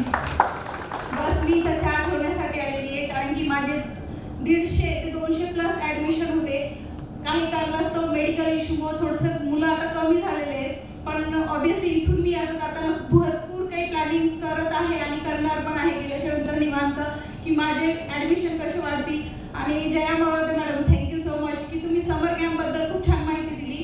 तर हाही एक विषय खूप महत्त्वाचा आहे आणि नक्कीच याच्यावर प्लॅनिंग करणार आहे. थँक्यू. त्याच्यामधले पहिले 2 वर्ष कोरोनामध्ये गेले, त्यानंतर मग ॲक्च्युअल 3 वर्षापासून क्लास सुरू आहे. थोडक्यात एकच सांगेल, पहिल्या वर्षी स्वतःचा जो माझी स्वतःची जी मेन ब्रांच होती ती डेव्हलप केली. दुसऱ्या वर्षी आपली जी मीटिंग असते ती प्रत्येक वेळेस म्हणजे मी अटेंड करत आली, एक पण मीटिंग मिस केलेली नाही आहे. दुसऱ्या वेळेस मग माझे 2 ब्रांचेस ओपन झाल्या आणि यावर्षी तिसऱ्या वर्षी म्हणजे आम्ही माझी स्वतःची आता प्री स्कूल आम्ही आता ओपन करतोय. तर हा जो आलेख आहे हा चालला आहे माझा. तर यामागे एकच एकदम थोडक्यात सांगते. ऑलरेडी सगळे पॉईंट्स जे सरांनी डिस्कस केलेले आपल्यामध्ये नवीन फ्रँचायझी मेंबरसाठी स्पेशली, की आपलं जेव्हा आपल्याकडे एखादी एन्क्वायरी येते त्यावेळेस आपली जी फाईल फोल्डर आहे आपल्याला भेटलेलं, त्यातनं डिटेल्स माहिती तुम्ही पॅरेंट्सला द्या, 8 लेवलचं द्या. अजून सेकंड थिंग त्याच्यामध्ये माहिती देताना प्रॉपर द्या. 8 लेवलची माहिती जेव्हा आपण देतो प्रत्येक त्या लेवलचे फायदे पण सांगा. त्याच्यानंतर आपलं एक फी स्ट्रक्चर प्रॉपर असलं पाहिजे. त्यामध्ये आपण 8 लेवलचं म्हणजे 1 टाइम ॲडमिशन जे म्हणतो आपण ते पण तुम्ही त्याच्यामध्ये फॉलो करा. आणि सरांनी मागच्या एका मीटिंगमध्ये कॉम्बो ऑफरचं पण जसं आपल्याला एक्झाम्पल दिलेलं होतं ते कॉम्बो ऑफर पण तुम्ही अप्लाय करा. तर फोनिक्स, हँडरायटिंग, त्याच्यानंतर ॲबॅकस, ज्युनियर ॲबॅकस याचे भरपूर ॲडमिशन होतात. आणि ह्या म्हणजे आता हे जे समर सीझन आहे किंवा वॅकेशन टाइम पिरियड येणार आहे मुलांचा, त्याच्यामध्ये पण फोनिक्स आणि हँडरायटिंगचे खूप ॲडमिशन मिळतात. तर तुम्ही नवीन फ्रँचायझी मेंबर जे आहेत तुम्ही नक्कीच त्याच्यावरती काम करा. आणि बाकीचे ऑलरेडी आपले जे आहेत बाकीचे मेंबर्स ते तर काम करताच आहे. तर हे तुम्ही अप्लाय करा. 2 गोष्टी जर तुम्ही फॉलो केल्या तर 100% यश तुम्हाला मिळणार आहे. आणि याची मी स्वतः पण गॅरंटी देते. आणि आत्मविश्वास एवढा आहे बोलण्यामध्ये कारण की आपल्या मागे सर आणि मॅडम उभेच आहे. धन्यवाद. टीमचा जो स्टाफ आहे तो पूर्ण कोऑपरेटिव्ह आहे. आणि ॲडमिशनच्या बाबतीत मी नवीन फ्रँचायझीला सांगेल की आता ऑनलाईन प्लॅटफॉर्म सुद्धा आहे. इथे गुजरातच्या मॅडम आहेत, सरांनी USचं नाव घेतलं. माझं गुजरातचं एक ॲडमिशन कसं झालं मी तुम्हाला सांगणार आहे आणि आपण जाहिरात कशी करायची. माझं USचं पण एक ॲडमिशन आहे, मुंबईचं पण ॲडमिशन आहे ऑनलाईनसाठी. मॅडम ऑफलाईन क्लास घेतात, मी ऑनलाईन घेतो. एकदा मी ट्रॅफिकमध्ये अडकलो, 2 तास ट्रॅफिक होती, क्लासचा वेळ झाला होता, मी गाडीमध्येच क्लास चालू करून दिला. मागे एक जोडपं बसून होतं, त्यांनी तो क्लास पूर्ण ऑब्झर्व केला. ऑब्झर्व केल्यानंतर क्लास झाल्यानंतर मला म्हणले सर तुमचा नंबर द्या. माझे मुलं तर 12वी पास झालेले आहेत, पण माझ्या बहिणीची मुलं आहेत, मी त्यांना लगेच तुमचा नंबर सेंड करते. त्यांनी त्या मॅडमने गुजरातच्या मॅडम नंबर सेंड केला. 8 दिवसानंतर मला कॉल आला, मॅडमला कॉल आला. मॅडमला सांगितलं सर आल्यानंतर तुम्हाला बोलते. मी आल्यानंतर त्या मॅडमला फोन लावला आणि त्यांनी सांगितलं सर मला लगेच ॲडमिशन घ्यायचं आहे, माझ्या बहिणीने तुमचा नंबर दिलेला आहे. ते ॲडमिशन माझं झालेलं आहे गुजरातचं. त्या मुलाचं एक बुक पण झालेलं आहे फर्स्ट लेवलचं A. USचं पण तसंच आहे. इथल्या मुलाला रिझल्ट दिला संभाजीनगरच्या, त्यांची मुलगी USला राहते, त्यांनी तिथले ॲडमिशन मला दिलं. एक त्यांचा मुलगा इंजिनियर आहे, मुंबईला राहतो, तिथलं ॲडमिशन त्यांनी मला दिलं. मुंबईचा क्लास बंद केला त्यांनी आणि तिथून मला ॲडमिशन भेटलं. मग मी आता जाहिरातच केली याची, सगळ्यांना सांगू का मी बरोबर नाही. मी त्यांना मला ॲडमिशन दिल्याबद्दल त्यांचा सत्कार केला, छोटं एक बुक देऊन आणि फ्लावर पॉट वगैरे देऊन त्यांच्या घरी गेलो. मला तुमचा सत्कार करायचा, मॅडम आणि मी दोघे गेलो आणि ते फोटो मी फेसबुक आणि व्हॉट्सअपला व्हायरल केले. आमच्या क्लासला कमी अवधीतच US पर्यंत पोहोचवणारे आमचे मार्गदर्शक माननीय डॅश डॅश डॅश यांचे खूप खूप धन्यवाद. परत आता ज्या मॅडमने मला गुजरातच्या ॲडमिशन दिलं त्यांना मी कालच फोन केला, मॅडम मला तुम्हाला भेटायचं, तुमचं एक छोटं बुक देऊन मला तुमचा सत्कार करायचा. ते म्हणजे काय नाही सर मला तुम्हाला परत 1-2 ॲडमिशन द्यायचे अहमदनगरचे आणि आणखी कुठलं तरी द्यायचे. तर म्हणलं मॅडम मला भेटू द्या, इट्स आवर ड्युटी. आता मी मॅडमला भेटायला जाणार, त्यांच्याकडून मी ॲड्रेस मागवला, तुम्ही कुठं राहता संभाजीनगरला, मला ॲड्रेस पाठवा. आणि मग मी मॅडम आणि मी सोबत जाणार, त्यांचा सत्कार करणार. तो फोटो मी व्हॉट्सअपला स्टेटसला जिकडे तिकडे व्हायरल करणार. ग्रॅटिट्यूडचा रिझल्ट आहे. ग्रॅटिट्यूड. आणि माझ्या मी गव्हर्नमेंट टीचर आहे. माझे सगळे विद्यार्थी माझे ते स्टेटस पाहतात आणि त्यांच्याच नातेवाईकाचे फोन येतात, सर मला ॲबॅकस लावायचं. तर अशा प्रकारे तुम्ही जाहिरात करा, ॲडमिशन नक्कीच वाढतील. आणि ऑनलाईनला असा प्लॅटफॉर्म आहे, मी बाहेर जरी असतो, क्लास टाइम झाला, मी क्लास जोडून घेतो, मी घरी जाईपर्यंत मॅडम होमवर्क चेक करतील, त्याची काउंटिंग घेतील, मेडिटेशन घेतील, 15 मिनिटात निघेल क्लास सुरू. म्हणजे आपल्याला कुठूनही हा क्लास करता येईल. ओके सर, धन्यवाद. आणि सरांनी मला एक काल ॲडमिशन दिलेलं आहे, मी मगाशी बोललो, धन्यवाद सर. तर सरांनी मला नंबर पाठवला. सरांचं पण माझ्या डोक्यात ते होतच. नाही मला सरकारमध्ये मला प्रत्येकाला ऍडमिशन द्यायचं आहे, प्रत्येकाला ऍडमिशन भेटलं पाहिजे. तर माझं ते प्लॅनिंग सुरू आहे. तर ते प्लॅनिंग जर झालं तर खूप चांगलं होईल. फक्त त्याच्यामध्ये काय होऊ शकतं की काही लोकांना जास्त ऍडमिशन जातील, काही लोकांना कमी जातील, असं होऊ शकतं. आणि तुमच्यावर पण डिपेंड करतं, ज्यांना चांगलं शिकवलं त्याला जास्त ऍडमिशन जातील. सिंपल. चांगलं शिकवा, तुमच्या Yes. पिढ्यांपर्यंत येऊ द्या. Be like a diamond, rich and rare. Be like a diamond, rich and rare.